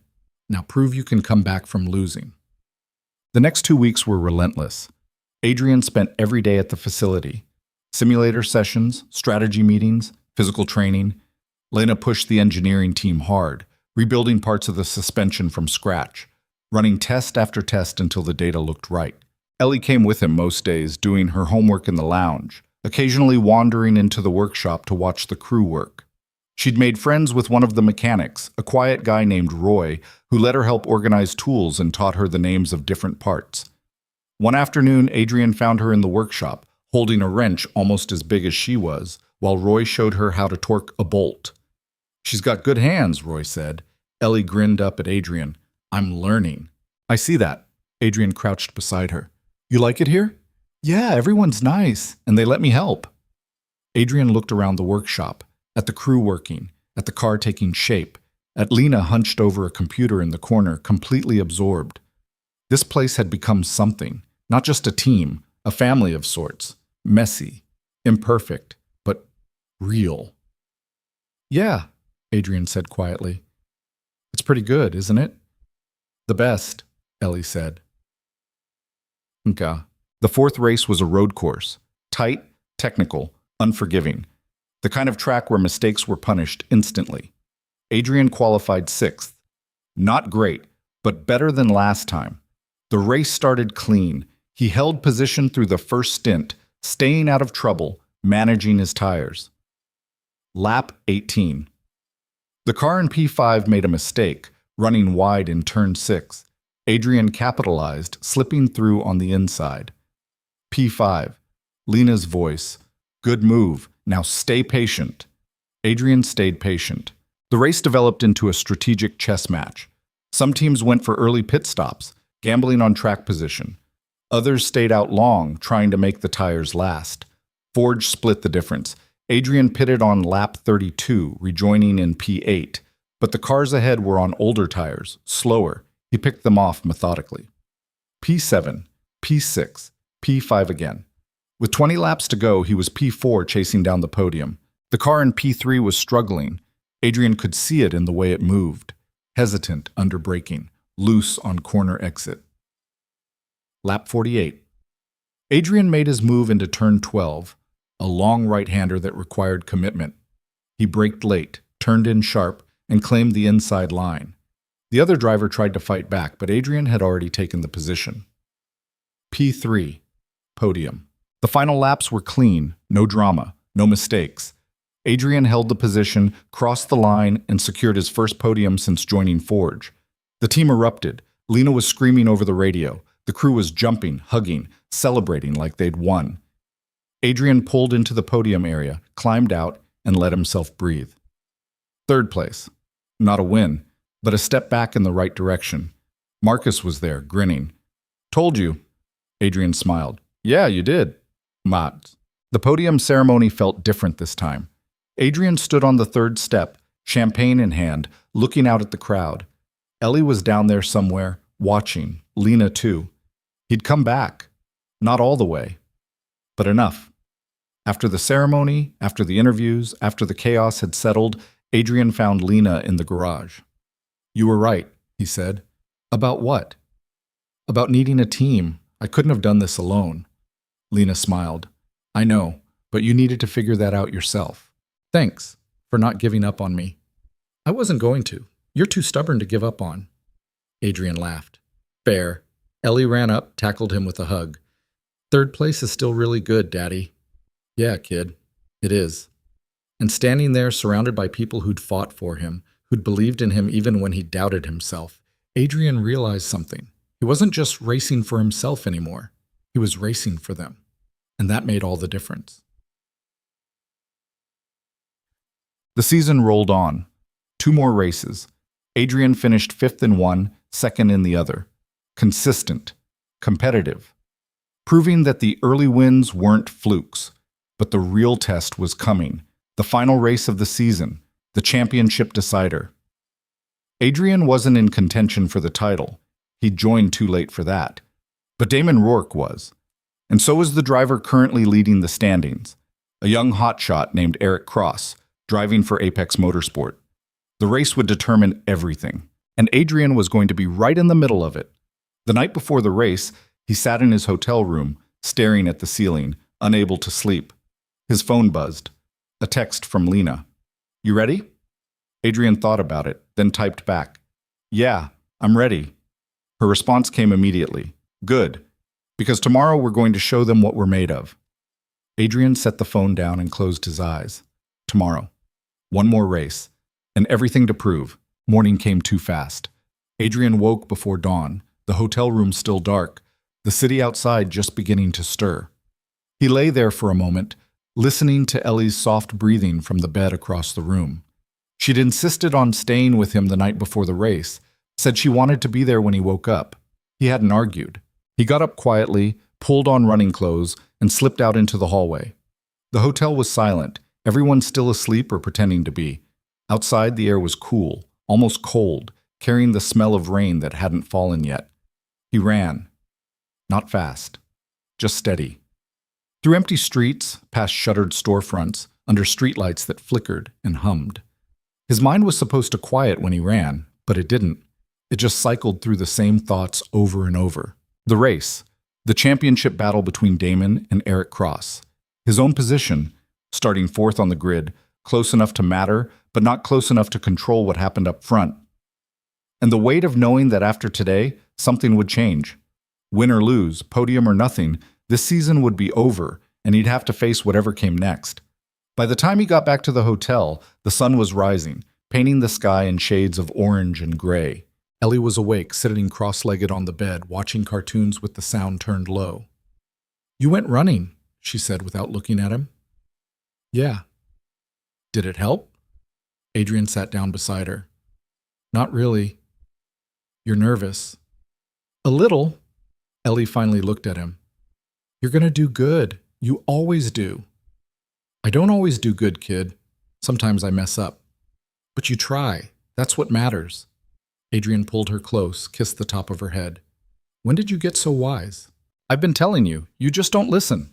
He smiled despite the knot in his stomach. "Fair enough." Days. The paddock was electric. Final race of the season. Championship on the line. Every camera crew, every journalist, every fan with a credential had shown up. The grandstands were packed hours before the race even started. Adrian walked through it all with Ellie's hand in his, trying to ignore the noise, the questions shouted from behind barriers, the flashing lights. Lena met them at the garage, already in team gear, already focused. "Sleep okay?" she asked. "Not really." "Yeah, me neither." She handed him a coffee. "Marcus wants a word before we start prep." Adrian nodded, gave Ellie's hand a squeeze. "Go hang out with Roy for a bit, okay?" "Okay." Ellie ran off toward the workshop bay where Roy was already setting up tools. Marcus was in the back office, standing by the window watching the chaos outside. He turned when Adrian walked in. "Big day," Marcus said. "Yeah." "You know what's at stake. Eric needs to finish in the top 3 to clinch the championship. Damon needs to win and have Eric finish 5th or worse." Marcus nodded. "And you're starting 4th, right in the middle of it." "I know." "So here's the question." Marcus crossed his arms. "Are you racing for yourself today, or are you playing spoiler?" Adrian frowned. "What do you mean?" "I mean, you could help Damon, block Eric, make it harder for him to get the points he needs. Or you could just race your own race and let the chips fall. You want me to help Damon? I'm not telling you what to do. I'm asking what you're planning to do." Adrian thought about it. Damon had come to his house after Harmon, admitted he'd underestimated him. There was a mutual respect there now, something earned on the track.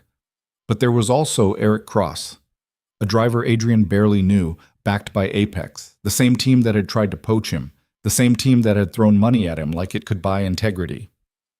"I'm racing my own race," Adrian said finally. "If that helps Damon, fine. If it doesn't, that's not my problem." Marcus smiled. "Good answer." "Why?" Qualifying had gone better than expected. Adrian put together a clean lap, earned P4 on the grid. Ahead of him were Eric Cross in pole position, Damon in second, and a driver from a midfield team in third who'd caught lightning in a bottle. The tension in the garage was thick enough to cut. Everyone knew what this race meant, not just for the championship, but for Forge.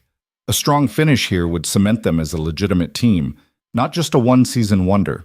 Lena ran through the strategy one more time, her voice calm but intense. "First stint is about survival. Stay out of trouble. Let the front guys fight it out. We'll make our move in the second stint when the tires start to go." "And if there's chaos," Adrian asked, "then we capitalize, but don't force it. Smart racing beats desperate racing every time." Adrian nodded. Ellie appeared at his side, holding something behind her back. "I made you something." She pulled out a folded piece of paper. Adrian opened it. It was a drawing, stick figures again, but more detailed this time.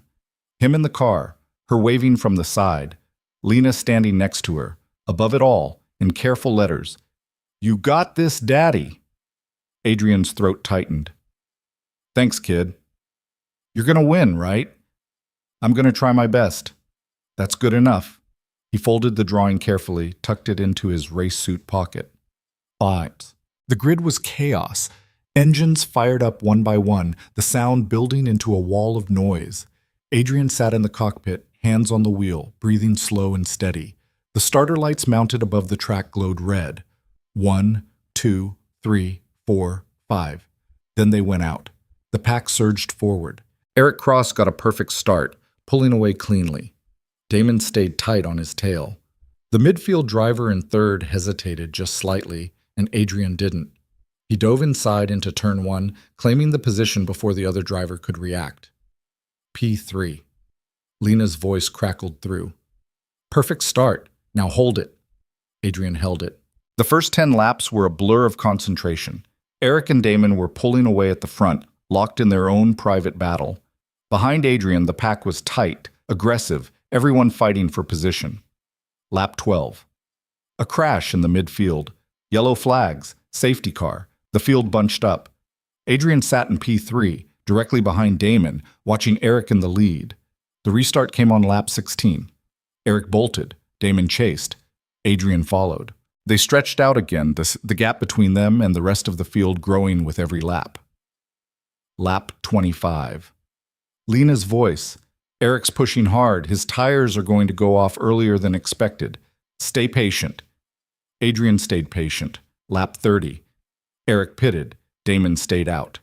So did Adrian. Suddenly, Damon was leading. Adrian was second. The crowd went wild. 2 laps later, Damon pitted. Adrian inherited the lead. He was leading the final race of the season. It didn't last.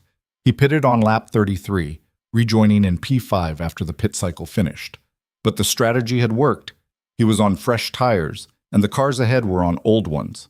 Lap 40. Adrian passed the car in P5, then P4, then P3. He was back on the podium with 15 laps to go. Ahead, Eric and Damon were locked in a brutal fight for the lead. Neither was giving an inch.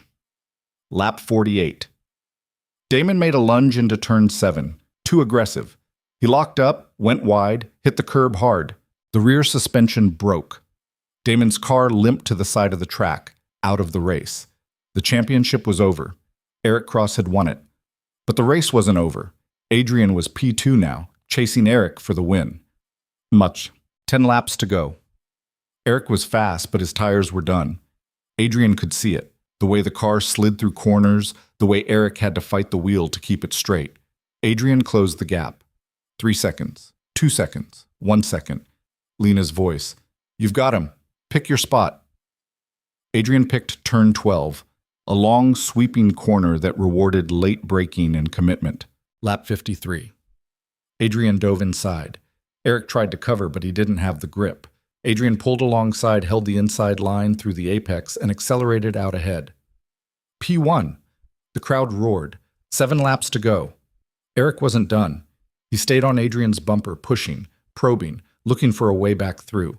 But Adrian didn't make mistakes. Not today.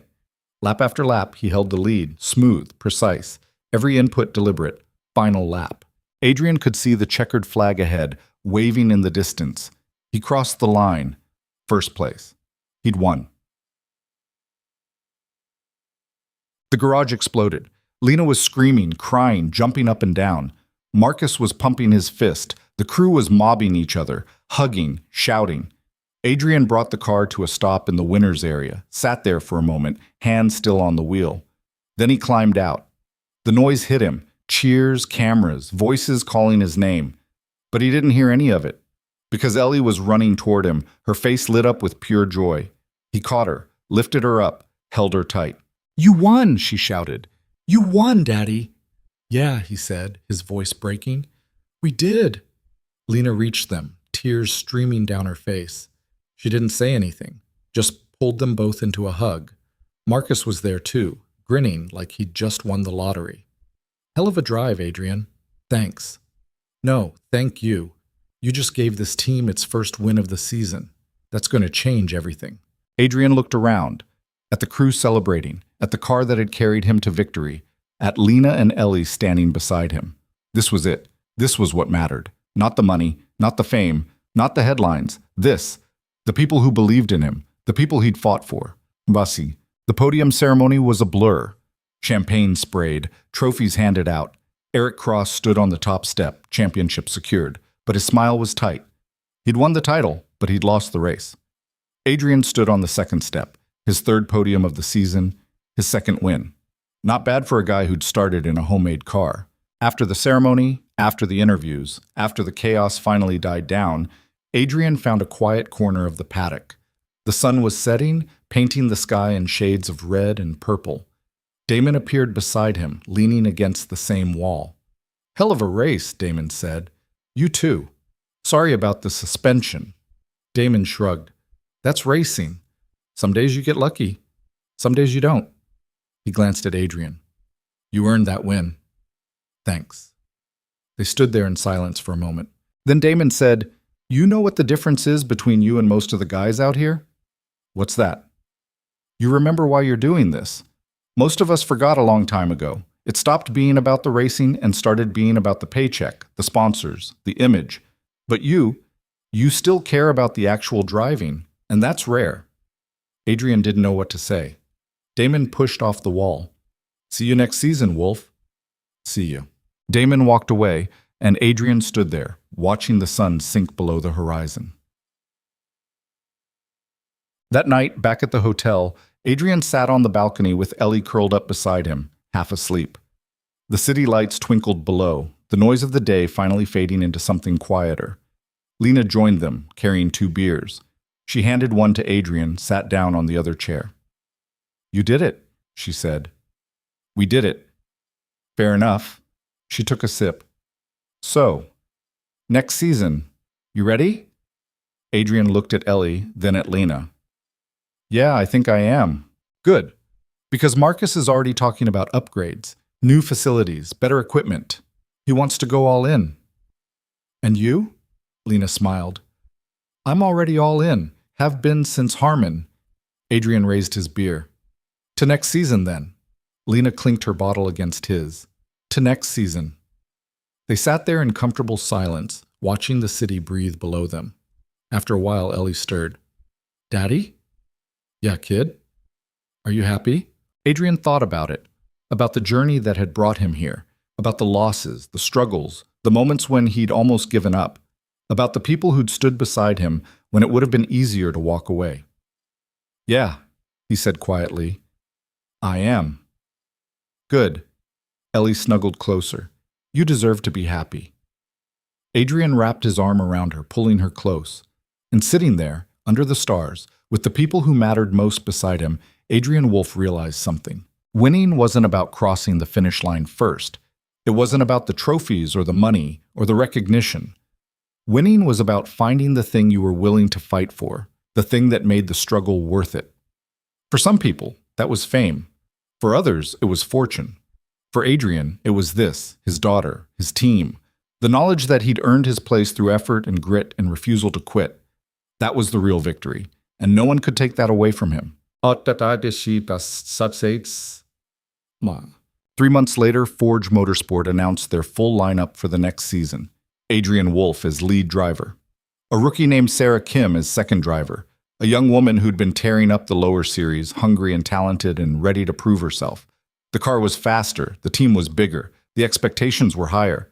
But Adrian was ready. On the first day of testing, he arrived at the facility early. The sun was just coming up, casting long shadows across the workshop floor. The new car sat in the bay, sleek and aggressive, painted in Forge's colors, silver and black, with just a hint of blue. Lena was already there, coffee in hand, reviewing data on a tablet. "You're early," she said. "Couldn't sleep." "Nervous?" "Excited." She smiled. "Good. That's the right answer." Ellie came running in, still in her pajamas, having convinced Adrian to bring her along. She stopped in front of the car, eyes wide. "It's so cool," she breathed. "Yeah," Adrian said. "It is." Roy appeared from the back, wiping his hands on a rag. "Ready to fire it up?"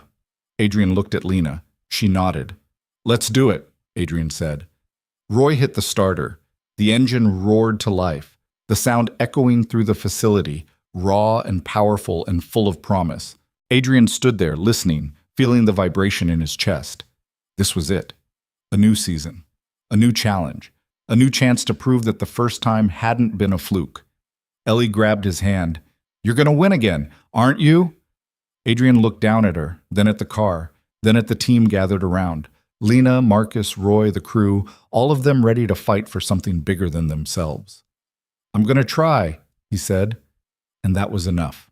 Because at the end of the day, that's all any of us can do. Show up, do the work, fight for the things that matter, and trust that if we give it everything we've got, the rest will take care of itself. Adrian Wolf had learned that the hard way, through loss and struggle and moments when quitting would have been easier. But he'd kept going, and in the end, he'd found something most people spend their whole lives searching for: purpose. Not handed to him, not bought, earned, one lap at a time. Morning came too fast. Adrian woke before dawn, the hotel room still dark, the city outside just beginning to stir. He lay there for a moment, listening to Ellie's soft breathing from the bed across the room. She'd insisted on staying with him the night before the race, said she wanted to be there when he woke up. He hadn't argued. He got up quietly, pulled on running clothes, and slipped out into the hallway. The hotel was silent. Everyone still asleep or pretending to be. Outside, the air was cool, almost cold, carrying the smell of rain that hadn't fallen yet. He ran, not fast, just steady. Through empty streets, past shuttered storefronts, under streetlights that flickered and hummed. His mind was supposed to quiet when he ran, but it didn't.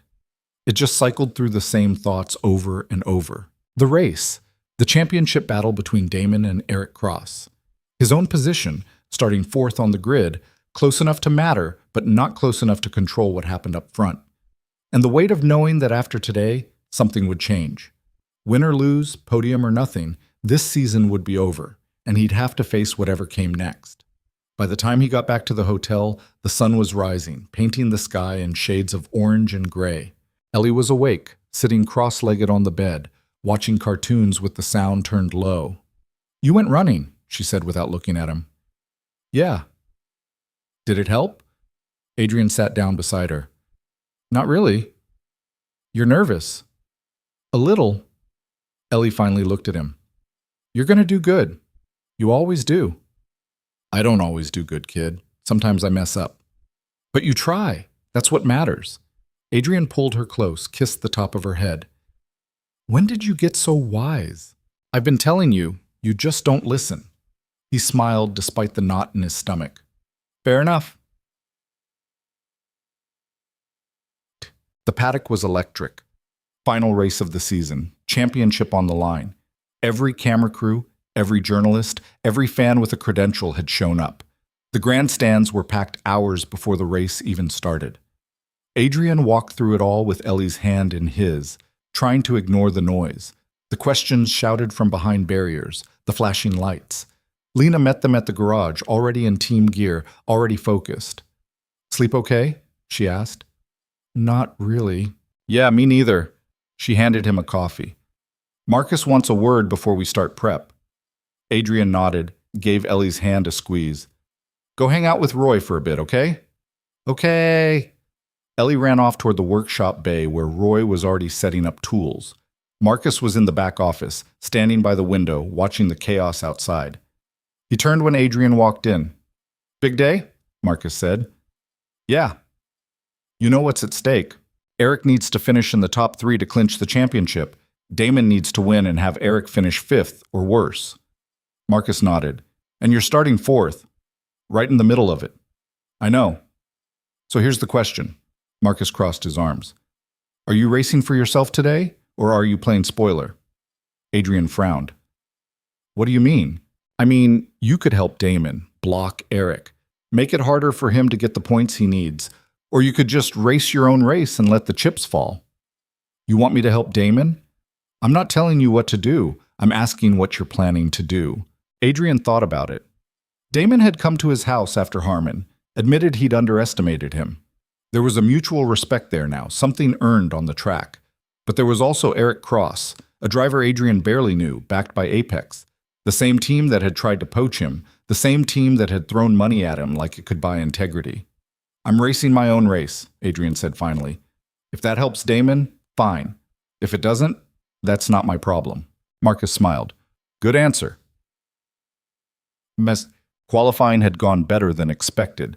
Adrian put together a clean lap, earned P4 on the grid.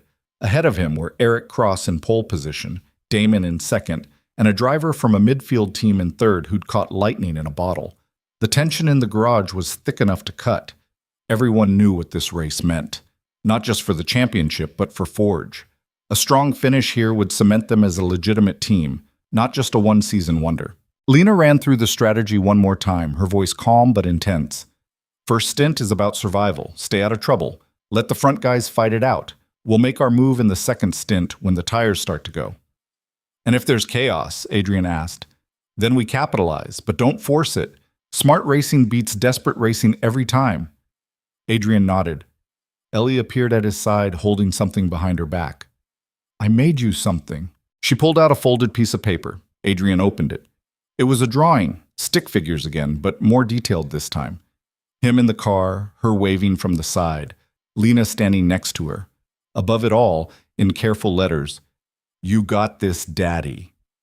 Adrian's throat tightened. Thanks, kid. You're gonna win, right? I'm gonna try my best. That's good enough. He folded the drawing carefully, tucked it into his race suit pocket. Mount. The grid was chaos. Engines fired up one by one, the sound building into a wall of noise. Adrian sat in the cockpit, hands on the wheel, breathing slow and steady. The starter lights mounted above the track glowed red. 1, 2, 3, 4, 5. Then they went out. The pack surged forward. Eric Cross got a perfect start, pulling away cleanly. Damon stayed tight on his tail. The midfield driver in third hesitated just slightly, and Adrian didn't. He dove inside into turn 1, claiming the position before the other driver could react. P3. Lena's voice crackled through. Perfect start. Now hold it. Adrian held it. The first 10 laps were a blur of concentration. Eric and Damon were pulling away at the front, locked in their own private battle. Behind Adrian, the pack was tight, aggressive, everyone fighting for position. Lap 12. A crash in the midfield, yellow flags, safety car. The field bunched up. Adrian sat in P3 directly behind Damon, watching Eric in the lead. The restart came on lap 16. Eric bolted. Damon chased. Adrian followed. They stretched out again, the gap between them and the rest of the field growing with every lap. Lap 25. Lena's voice. Eric's pushing hard. His tires are going to go off earlier than expected. Stay patient. Adrian stayed patient. Lap 30. Eric pitted. Damon stayed out. So did Adrian. Suddenly Damon was leading. Adrian was second. The crowd went wild. 2 laps later, Damon pitted. Adrian inherited the lead. He was leading the final race of the season. It didn't last. He pitted on lap 33, rejoining in P5 after the pit cycle finished. But the strategy had worked. He was on fresh tires, and the cars ahead were on old ones. Lap 40.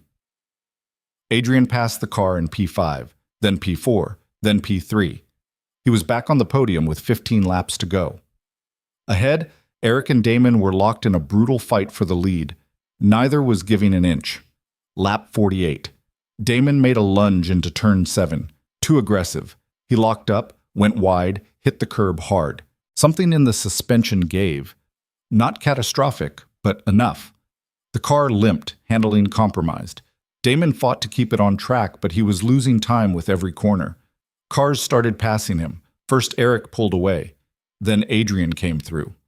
Damon managed to keep it together long enough to get back to the pits, but his race was effectively over. He'd finish, but nowhere near the points he needed. The championship was decided. Eric Cross had won it. But the race wasn't finished. Adrian was P2 now, chasing Eric for the win. 10 laps to go. Eric was fast, but his tires were done. Adrian could see it, the way the car slid through corners, the way Eric had to fight the wheel to keep it straight. He'd pushed too hard in the middle stint, trying to break away from Damon, and now he was paying for it. Adrian closed the gap. 3 seconds, 2 seconds, 1 second. Lena's voice. You've got him. Pick your spot. Adrian picked turn 12, a long sweeping corner that rewarded late braking and commitment. Lap 53. Adrian dove inside. Eric tried to cover, but he didn't have the grip. Adrian pulled alongside, held the inside line through the apex, and accelerated out ahead. P1. The crowd roared. 7 laps to go. Eric wasn't done. He stayed on Adrian's bumper, pushing, probing, looking for a way back through. The Apex car had more power, more downforce, more of everything. But it didn't have the driver Adrian was in that moment. Focused, precise, unwilling to crack. Lap 55. Eric made a move into turn 4, trying to go around the outside. Adrian squeezed him just enough to make him lift. Legal, hard, exactly what racing was supposed to be. Eric fell back, frustrated. 5 laps to go. Adrian's hands were aching from gripping the wheel. His arms burned. Every muscle in his body was screaming, but he didn't let up. 4 laps. 3 laps. Eric made one last desperate attempt on lap 57, diving down the inside into turn 9. It was too late, too optimistic. He locked the brakes, slid wide, and had to cut across the runoff to avoid hitting the wall. Adrian pulled away. 2 laps to go. Lena's voice was shaking now. 1 more lap after this. Bring it home. Final lap. Adrian could see the checkered flag ahead, held by an official leaning over the barrier, waving in the wind. He crossed the line. First place. He'd won. The garage exploded. Lena was screaming, crying, jumping up and down. Marcus was pumping his fist, shouting something Adrian couldn't hear over the noise. The crew was mobbing each other, hugging, shouting, faces red with emotion. Adrian brought the car to a stop in the winner's area, sat there for a moment, hands still on the wheel. The engine ticked as it cooled. His heart was pounding so hard he could feel it in his throat.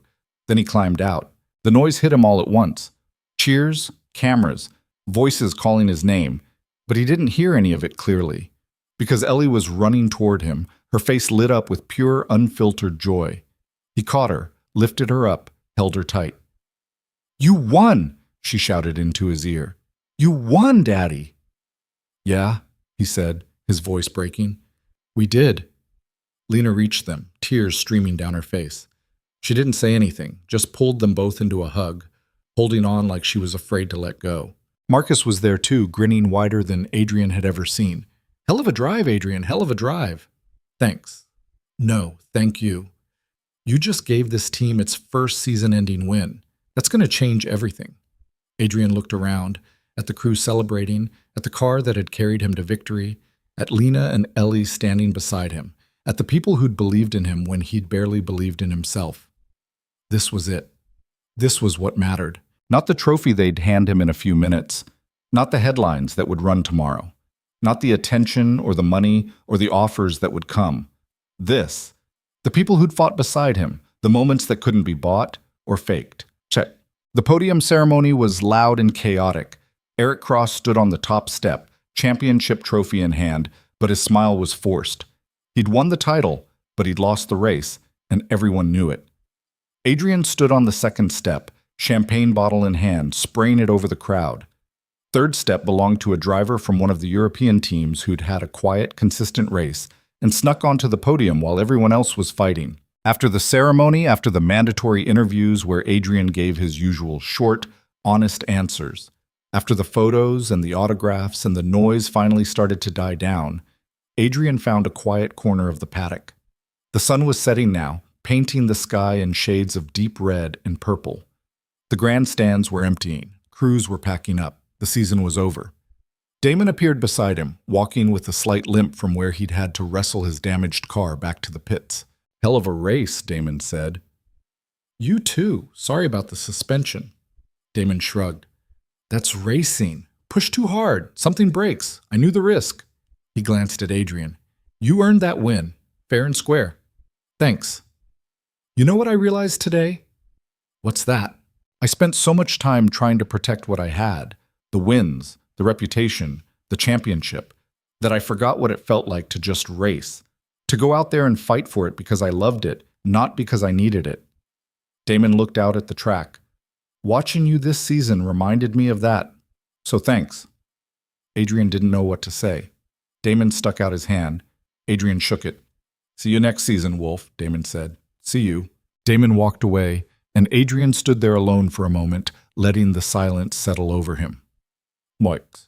That night, back at the hotel, Adrian sat on the balcony with Ellie curled up beside him, wrapped in a blanket, half asleep. The city lights spread out below them like stars fallen to earth. Lena joined them, carrying 2 beers. She handed one to Adrian, sat down on the other chair. "You did it," she said quietly. "We did it." Lena smiled. "Yeah, we did." She took a sip. "Marcus called. He wants to talk about next season. Bigger budget, better facilities. He's already got sponsors lining up. That fast?" "Winning does that." She looked at him. "You ready for what comes next?" Adrian looked at Ellie, then at Lena. "I think so. As long as we don't lose what we've got." "What's that?" "The part where we still care about the racing more than anything else." Lena raised her bottle. "I'll drink to that." They clinked bottles, the sound soft in the quiet night. After a while, Ellie stirred. "Daddy?" "Yeah, kid." "Are you happy?" The question hung there, simple and profound. Adrian thought about everything that had brought him to this moment. The years of struggling alone in his garage. The night his wife had left without explanation. The races he'd lost. The bills he couldn't pay. The moments when quitting would have been easier than continuing. And then he thought about this season. About Lena walking up to his car at Harmon and offering help when everyone else was laughing. About Marcus believing in him enough to build a team around him. About Ellie's drawings and Roy's quiet encouragement, and the crew that had worked themselves to exhaustion because they believed in something bigger than themselves. "Yeah," he said, his voice steady. "I am." "Good." Ellie snuggled closer. "You deserve to be happy." Adrian wrapped his arm around her, pulling her close, and realized something he'd been running from for 2 years. Happiness wasn't something you won. It wasn't a trophy you earned or a finish line you crossed. It was something you built, piece by piece, lap by lap, with the people who mattered. It was messy and imperfect and hard. It required showing up even when you didn't want to, trusting people even when you were scared, and believing that trying was enough even when winning wasn't guaranteed. He'd spent so long trying to prove he was good enough, to himself, to the world, to the ghost of a woman who'd walked away, that he'd forgotten the only person he needed to prove anything to was the little girl sleeping against his shoulder, and she already believed in him. 3 months later, the Forge Motorsport facility was buzzing with activity. The new season was approaching. The car was faster, sleeker, covered in sponsor logos that Marcus had negotiated. A second driver had been signed, a young woman named Sarah Kim who'd been tearing up the lower series, all raw talent and hunger. Adrian arrived early on the first day of testing, before the sun was fully up, before anyone else had gotten there. The workshop was quiet, the new car sitting in the bay like a promise waiting to be kept. He walked over to it, running his hand along the bodywork. It was beautiful, professional. Everything his first car hadn't been. But it was also just a car. Metal and carbon fiber and rubber. The thing that mattered was what you did with it. Footsteps echoed behind him. Lena appeared, carrying 2 cups of coffee. "You're early," she said. "Couldn't sleep." "Nervous?" "Excited." She handed him a cup. "Good. That's the right answer." They stood there in comfortable silence, looking at the car. "You know what the difference is this year?" Lena asked. "What's that?" "Last year, you were trying to prove you belonged. This year, everyone already knows you do. The question now is how far you can go." Adrian thought about that. "And what do you think?" "I think you're just getting started."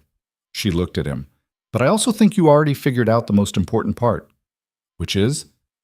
"That it's not about how far you go. It's about who you bring with you." Before Adrian could respond, Ellie came running in, still in her pajamas, followed by a very apologetic-looking Roy. "Sorry," Roy said.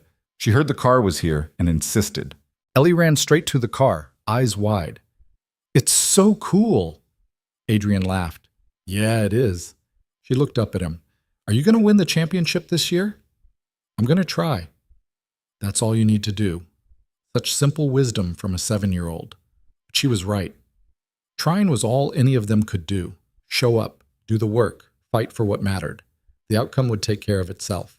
Marcus arrived with the rest of the crew. They gathered around the car, engineers, mechanics, strategists, all of them ready to pour everything they had into making this season work. "All right," Marcus said. "Let's fire it up." Roy hit the starter. The engine roared to life, the sound echoing through the facility, powerful and raw and full of possibility. Adrian stood there listening, feeling the vibration in his chest, Ellie's hand in his. This was it. A new season, a new challenge, another chance to prove that the first time hadn't been luck. But even if they failed, even if the car broke down or the competition was too strong or the brakes didn't go their way, Adrian knew something now that he hadn't known at the start of last season. He'd already won the thing that mattered most. Not a race, not a trophy, but something deeper. He'd found his way back to the person he was supposed to be. The father who showed up. The driver who raced with heart. The man who understood that success wasn't measured in podiums or paychecks, but in the moments you created with the people you loved. That was the real victory, and nobody could take it away from him. Lena caught his eye across the workshop and smiled. He smiled back. Then he turned to Ellie.